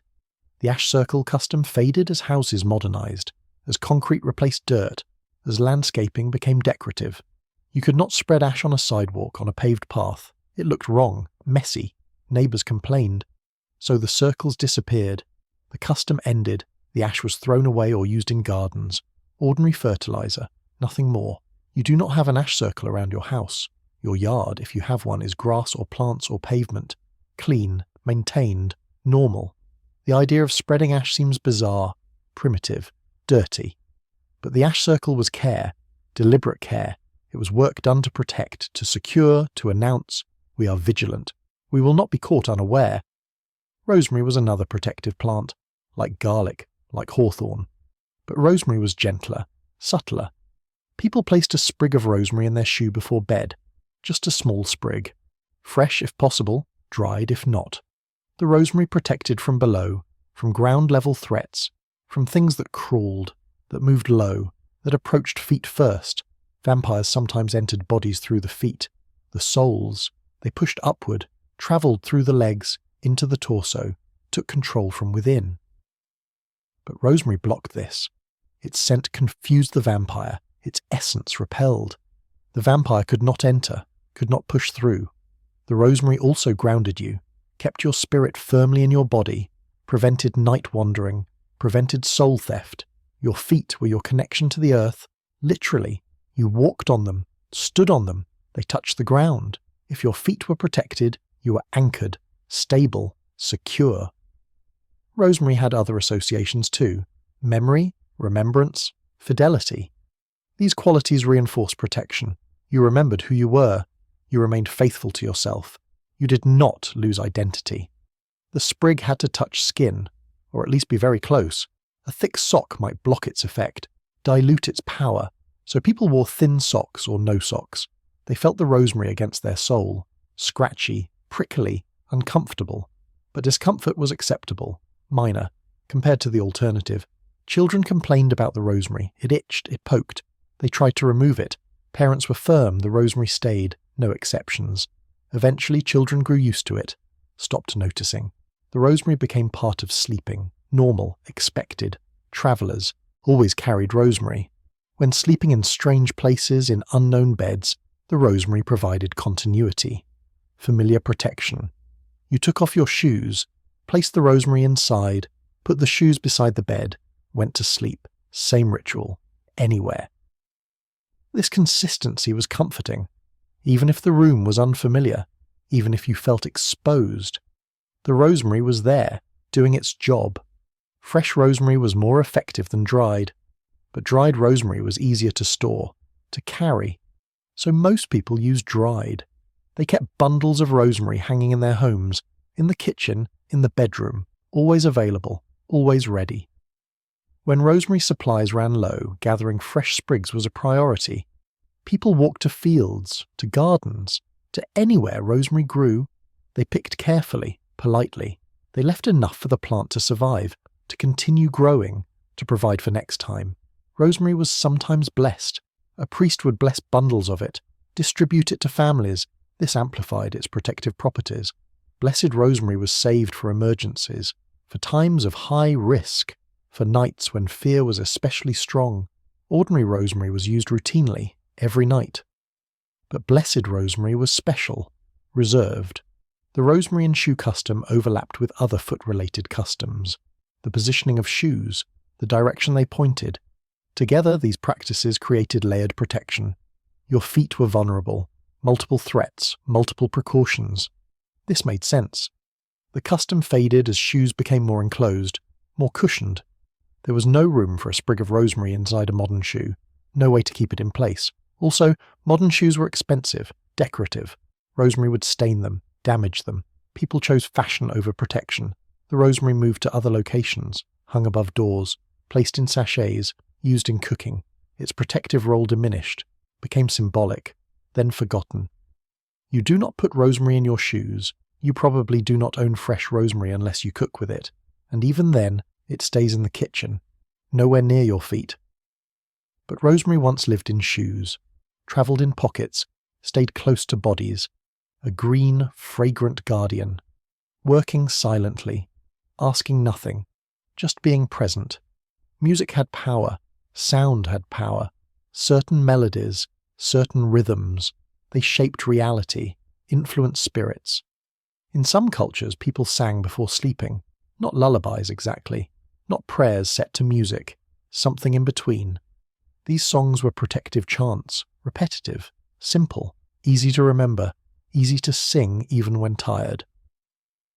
The melody created a vibration, a frequency. This frequency pushed against darkness, created space, cleared the air. Vampires and spirits were sensitive to sound. Certain sounds hurt them, disrupted their form, made them retreat. The protective songs used these frequencies, intentionally, each note chosen for effect, for defense. The lyrics varied by region, by family, but the themes were consistent, calling, on light, on safety, on ancestors, on protective forces. Some songs named vampires directly, told them to leave, commanded them.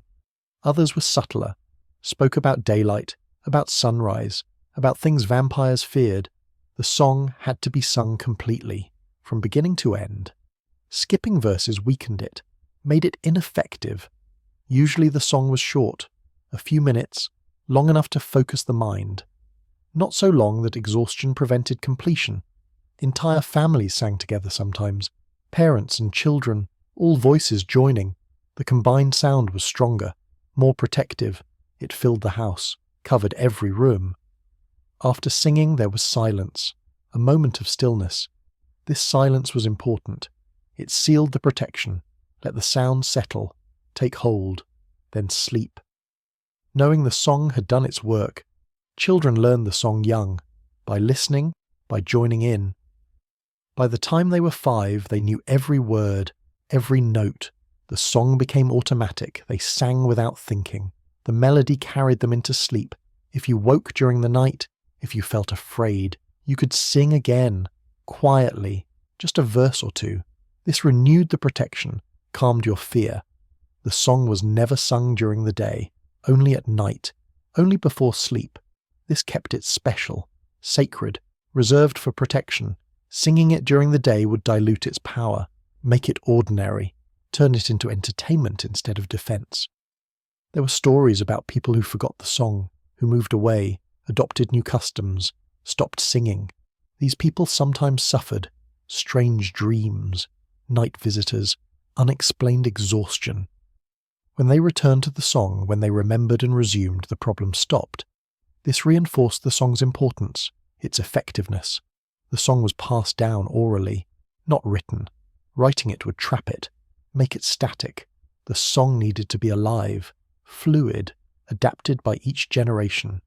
Small changes were acceptable, a word here, a note there, as long as the core remained, the melody, the intention, the protection.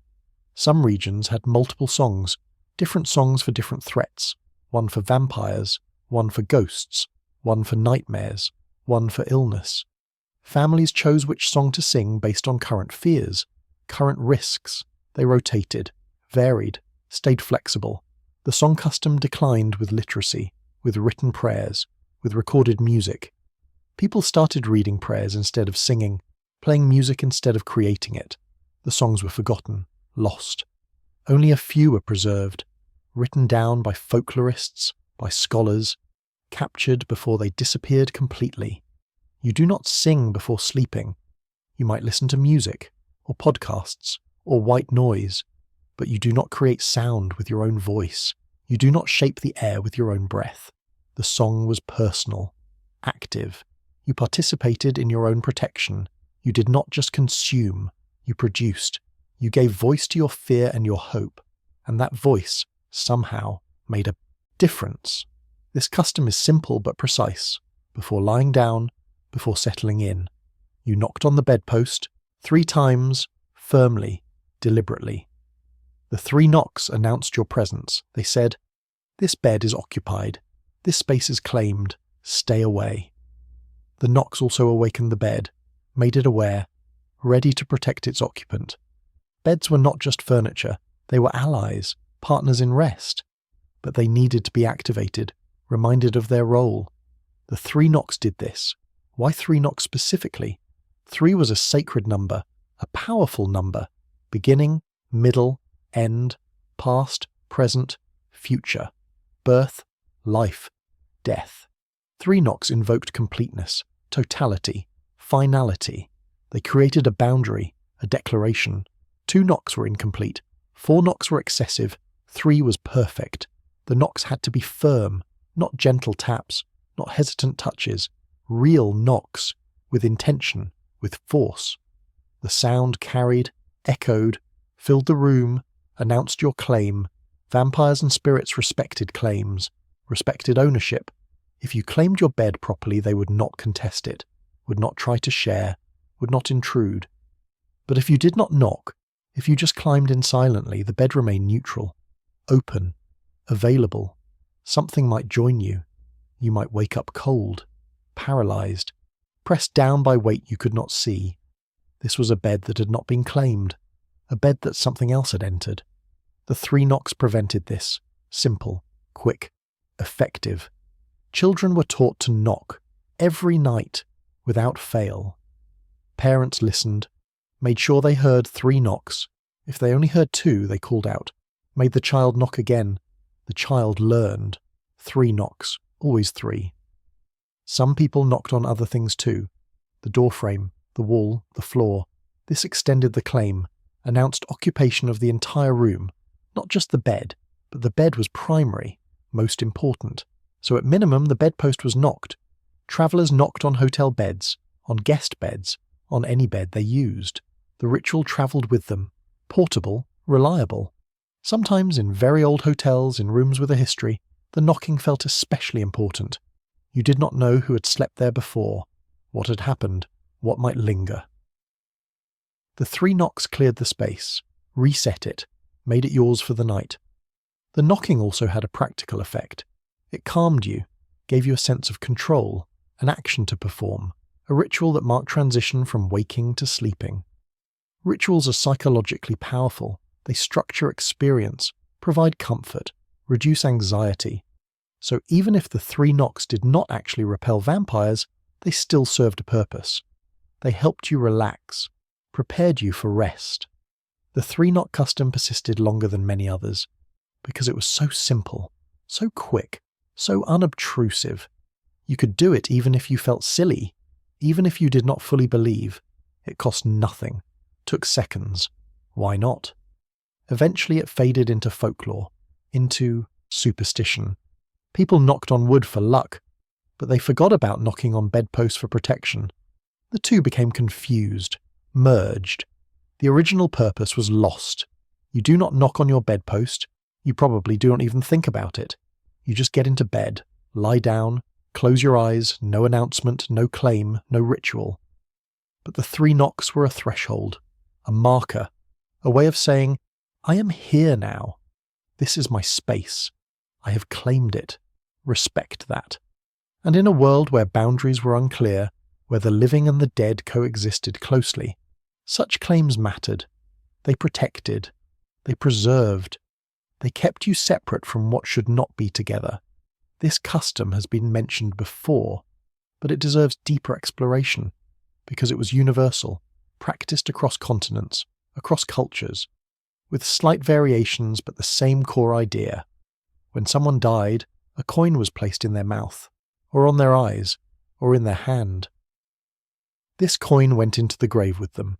The coin was payment, for passage, for the journey from life to death, from here to there. Different cultures had different names for the destination, the underworld, the afterlife, the other side. But all agreed, a journey was involved, and the journey required payment.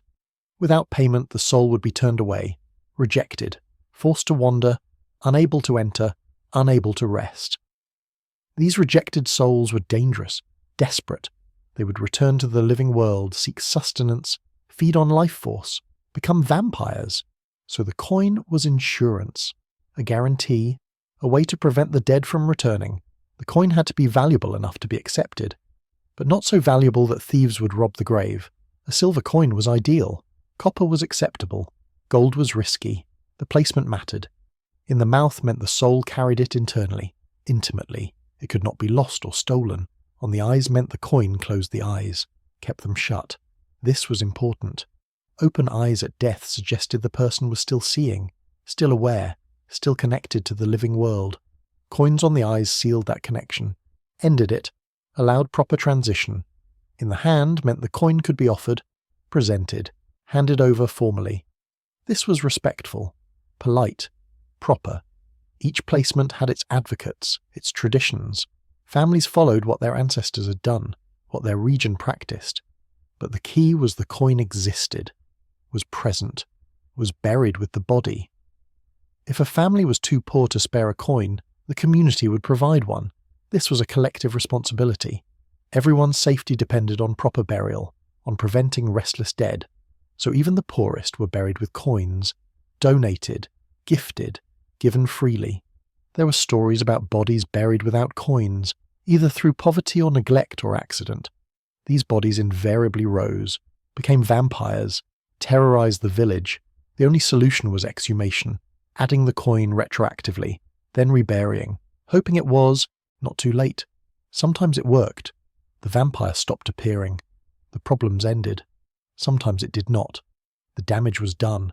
The soul had already been rejected, had already turned, was already corrupted.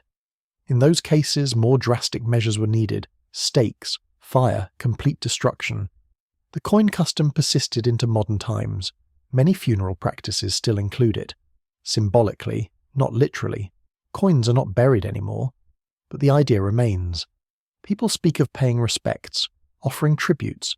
These are echoes of the original coin, verbal, conceptual, but connected. The coin represented value. The dead had value. Their journey had value. You acknowledged that value. You contributed to it. This was respect, at its most practical, most material, most clear. You probably do not think about coins when someone dies. You think about flowers, about words, about ceremonies, but the coin was direct, functional. It said, I am helping you. I am ensuring your safe passage. I am protecting myself by protecting you. Mutual benefit, mutual care, mutual survival. This custom is odd, subtle, easy to miss, but it was practiced widely. Before sleeping, some people turned their nightclothes inside out, or they wore them inside out from the start. The seams showed, the tags were visible, everything was reversed. Why? Because inside-out clothes confused spirits, made the wearer unrecognizable, unidentifiable. Spirits recognize people by their appearance, their clothing, their silhouette. If you looked different, if your clothes were wrong, the spirit might not recognize you, might pass you by, might search elsewhere. The inside-out garment was a disguise, simple, free, available to anyone. It worked on the principle of reversal. If everything was backward, nothing was correct. Nothing matched what the spirit expected. So the spirit became uncertain, hesitant, moved on. Children wore inside-out pajamas often. Parents made sure. This protected them during their most vulnerable years, before they could protect themselves. Adults sometimes wore inside-out clothes during times of danger, after someone in the village died, during plague, during war, times when death was close. The clothes did not have to be worn all day, just at night, just while sleeping. That was when spirits were active, when danger was highest. Some people turned their clothes inside out at the moment of lying down. It was part of the bedtime routine. Undress, turn clothes, redress, lie down. Others kept a special inside-out garment just for sleeping. It never needed turning, it was always ready. The inside-out method extended beyond clothes. Some people turned their shoes inside out, set them beside the bed reversed. Tongue where heel should be, heel where tongue should be. This confused spirits even more. They saw the shoes, recognized them as human objects, but could not make sense of them, could not determine who they belonged to. The confusion created a barrier, a cognitive barrier. The spirit could not process, could not understand. So it moved on, found someone easier, someone whose shoes made sense. Turning things inside out was also used for travel. If you had to walk through a dangerous area at night, you turned your coat inside out, or your hat, or something visible. This made you harder to target, harder to identify. You blended, became ambiguous. The inside-out custom was based on the idea that supernatural beings were literal. They could not handle complexity, could not adapt, could not interpret. If something was not exactly as expected, they became lost, frustrated, unable to proceed. This made them vulnerable, exploitable. You could trick them with simple reversals. Whether this was true or not, people believed it, and belief shaped behavior, shaped protection, shaped survival strategies. The inside-out custom faded as clothing became standardized, mass-produced. Many modern garments look almost the same inside out and right side out. The distinction blurred. Also, wearing clothes inside out became associated with absent-mindedness, with mistakes, with not paying attention. People stopped doing it intentionally, started feeling embarrassed when it happened accidentally. The protective aspect was forgotten, lost, replaced with social awkwardness. You probably do not wear your clothes inside out. If you did accidentally, you would fix it, turn them right, feel foolish. But the inside-out garment was clever, strategic, a psychological trick, a visual puzzle, a way to say, I am not who you think I am. You cannot find me. You cannot harm me. And in a world where identity was everything, where being recognized meant being vulnerable, such tricks made sense. Such tricks mattered. Drinking water before sleep is common, normal, healthy. But in the context of vampire folklore, it had a specific purpose. The water had to be blessed, or at least prayed over. You held the glass, said a prayer, then drank. The blessed water entered your body, travelled through you, made you holy from within. Vampires could not feed on holy blood, could not drink sanctified fluid. It would burn them, hurt them, drive them away. So drinking blessed water was internal protection. It fortified you, made you unpalatable, undesirable. The effect lasted only a few hours. By morning the water had been processed, passed through your system. The protection faded, but you only needed protection for the night, for sleep. By morning you were awake, aware, able to defend yourself actively. The water also hydrated. This was practical, helpful, especially in hot climates, dry seasons, times when hydration was a struggle, but the primary purpose was spiritual, not physical. The water was a carrier of blessing, a vehicle for holiness. The amount mattered, too little, and the effect was weak, too much, and you would wake during the night to urinate. This interrupted sleep, made you vulnerable during that waking moment. One glass was usually enough. Drunk, slowly, with intention, with focus. Some people added salt to the water. Salt enhanced the blessing, made it stronger, more durable. The salty water tasted bad, but effectiveness mattered more than flavour. Others added herbs, rosemary, basil, mint. These herbs had their own protective properties. Combined with blessed water, they created layered defence. The water had to be consumed just before lying down, not an hour before, not during dinner, right before. Timing was critical. The protection needed to be active when you fell asleep, when you entered that vulnerable state. If you drank too early, the protection might fade before you actually slept. If you drank too late, you might not absorb it fully, might spill, might choke, right before. That was the rule. Children were given blessed water every night. Parents supervised, made sure they drank, made sure they swallowed. Children did not always understand why. They just knew it was important. Another bedtime rule, like brushing teeth, like saying prayers. But the water was more than habit. It was transformation. It changed what you were made of, temporarily, subtly, but meaningfully. The blessed water custom overlapped with the coin under pillow custom. Both involved preparation, intention, belief that small actions created protection. Together, they reinforced each other, provided multiple layers, increased overall safety. The custom faded as tap water became common, as water lost its specialness. It was just water, always available, always flowing, nothing sacred about it. Blessing water seemed unnecessary, excessive. Water was water. Drinking it was just drinking it. The protective aspect disappeared, became invisible, forgotten. You probably drink water before bed sometimes, for thirst, for comfort, for routine. But you do not bless it. Do not pray over it. Do not think of it as defense. It is just water, clear, clean, ordinary. But the water was once extraordinary. Each glass a ritual, each sip a prayer, each swallow a declaration. I am protected from within. I am fortified. I am safe.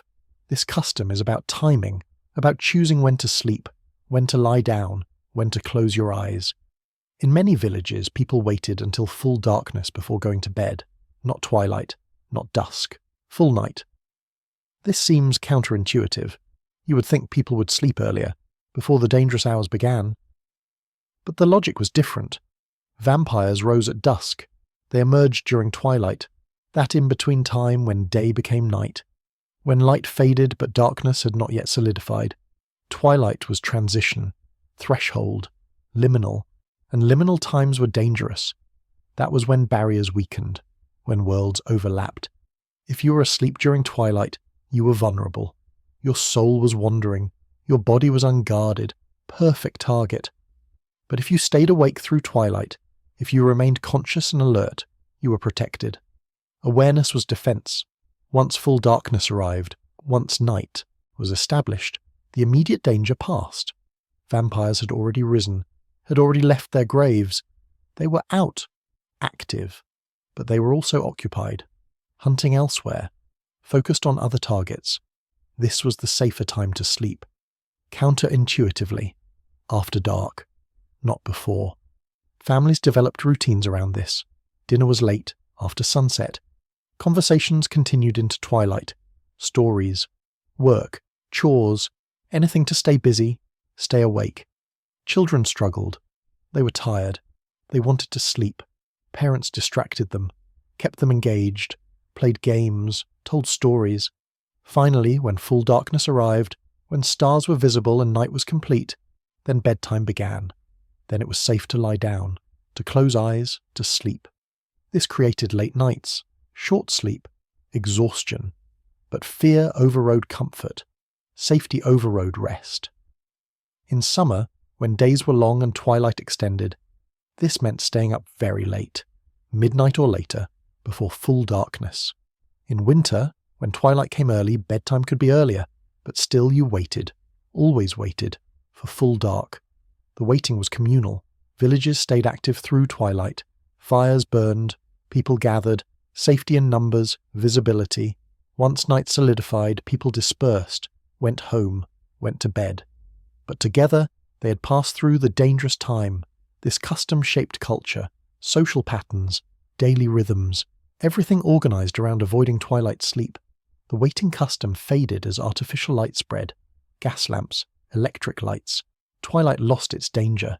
It was just dim, not mystical, not threatening. People could see clearly through twilight, could work, could read, could do anything they did during the day. Twilight became ordinary, benign, just another time of day. Bedtimes shifted earlier. Sleep became longer, more structured, based on work schedules, not on vampire fears. You do not wait for full darkness. You probably sleep earlier, when convenient, when tired, when your schedule allows. Twilight means nothing to you. It is pretty, soft light, good for photography, that is all. But twilight was once terrifying, a time to stay awake, to stay alert, to huddle with others and wait for solid night, for safety, for permission to rest. This is the final custom, the quietest, the most internal. After all the rituals, after all the preparations, after garlic and salt and prayers and knots and bells and water, after everything, you lay still, you listened, you embraced silence. Silence was protection too. If you were silent, you were invisible. Spirits tracked sound, movement, vibration. If you gave them nothing, they could not find you. So you breathed quietly, shallowly. You did not shift, did not rustle blankets, did not scratch itches. You became still, perfectly still, like death. But not death, just stillness. This was hard, especially at first. Your body wanted to move, wanted to adjust, wanted to find comfort, but you resisted. You held still. You let discomfort exist. You accepted it. Eventually stillness became natural. Your body relaxed, your breath slowed, your mind quieted. And in that quiet you found safety, real safety. Not because of objects or rituals, but because of your own discipline, your own control. Silence was the final barrier, the last defense. If everything else failed, silence remained. You could not be found if you made no sound, could not be targeted if you gave nothing away. Children learned this last, after all other customs, because it was hardest, required most maturity, most patience. But once learned, it became automatic. The body remembered. The mind settled. Silence was easy. In the silence, you heard other things. The house settling, wind outside, distant animals. The night had its own sounds, its own rhythms. You learned to distinguish, to know what was normal, what was not. A strange sound, an unfamiliar creak. These broke the silence. These demanded attention. But you did not react immediately. You listened more, assessed, determined if action was needed. Often, nothing was needed. The sound was innocent, natural, harmless. But sometimes the sound was wrong, different, threatening. Then you acted. You reached for protection. You woke others. You responded. But response came from silence, from stillness, from awareness born of quiet. The silence custom never faded, because it is not a custom. It is sleep itself. The natural process of falling asleep involves becoming still, becoming quiet, letting go. The vampire folklore simply gave it meaning. Purpose. Transformed natural sleep into deliberate protection. You practice silence when you sleep, even now, even without thinking about it. Your body knows, your breath slows, your movements stop, you sink into stillness, and in that stillness you are safe, because you are unreachable, undetectable, present but absent, here but hidden. The silence protects, not from vampires. They do not exist, not as feared, but from fear itself, from anxiety, from the terrors that imagination creates. In silence those terrors fade, cannot sustain, cannot grow, and sleep comes, finally, gently, carrying you away from worry into rest, into darkness that is not dangerous, just restful, just necessary. All these customs, all these rituals, they shaped how people understood death, understood sleep, understood themselves. The customs were not just about vampires. They were about control, about feeling empowered in a world that felt dangerous, unpredictable, overwhelming. You could not control disease, could not control war, could not control death, but you could control your pillow, your shoes, your water, your prayers, your silence. These small actions gave you agency, made you an active participant in your own survival. This is why the customs persisted, why they mattered. Not because they actually stopped vampires, but because they stopped helplessness. They transformed fear into action, transformed anxiety into ritual, transformed night into something manageable, something you could navigate. Modern life has different customs, different rituals. You lock your doors, you set alarms, you check weather forecasts, you charge your phone. These are your protections, your small actions, your ways of managing uncertainty. They serve the same purpose, the same need, to feel prepared, to feel safe, to feel in control. The vampire customs seem strange to you, outdated, superstitious. But your customs might seem strange to people from the past. What is a phone alarm? What is weather forecasting? What is electricity? Magic, all of it, from their perspective. The line between science and superstition is blurry, context-dependent. Both are attempts to understand, to predict, to control. The vampire customs were science, of a sort, based on observation, on cause and effect, on trial and error. People noticed patterns. Bodies buried without coins seemed to rise. Houses without garlic seemed to be visited. People who prayed seemed safer. Were these patterns real, or confirmation bias, or coincidence? Does it matter? The customs helped people sleep, helped them rest, helped them continue despite fear. That is real. That is valuable. That is enough. You live in a different world now. Vampires are fiction, entertainment, stories to enjoy, not fear. But sleep is still vulnerable, night is still mysterious, death is still frightening, and you still have customs. You might not think of them as such, but you do. You have a bedtime routine, things you do every night, consistently, without thinking. You check your phone, you brush your teeth, you set your alarm, you arrange your pillows, you find your position. These are your rituals, your small protections, your ways of transitioning from waking to sleeping, from conscious to unconscious. They comfort you, make you feel prepared, make you feel safe. If you skip them, you feel wrong, unsettled, unable to relax fully. This is what the vampire customs did. They created structure, created routine, created safety through repetition. Your customs are not about vampires. They are about the same human need. The need to feel secure when vulnerable. The need to control what you can. The need to sleep peacefully. So the customs have not disappeared. They have evolved, adapted, changed form but not function. You still protect yourself before sleep. You just use different tools, different methods, different beliefs. But the impulse is the same, has always been the same, will always be the same. As long as humans sleep, as long as night exists, as long as death remains mysterious, there will be customs, rituals, small actions performed in the dark, whispered prayers, quiet preparations.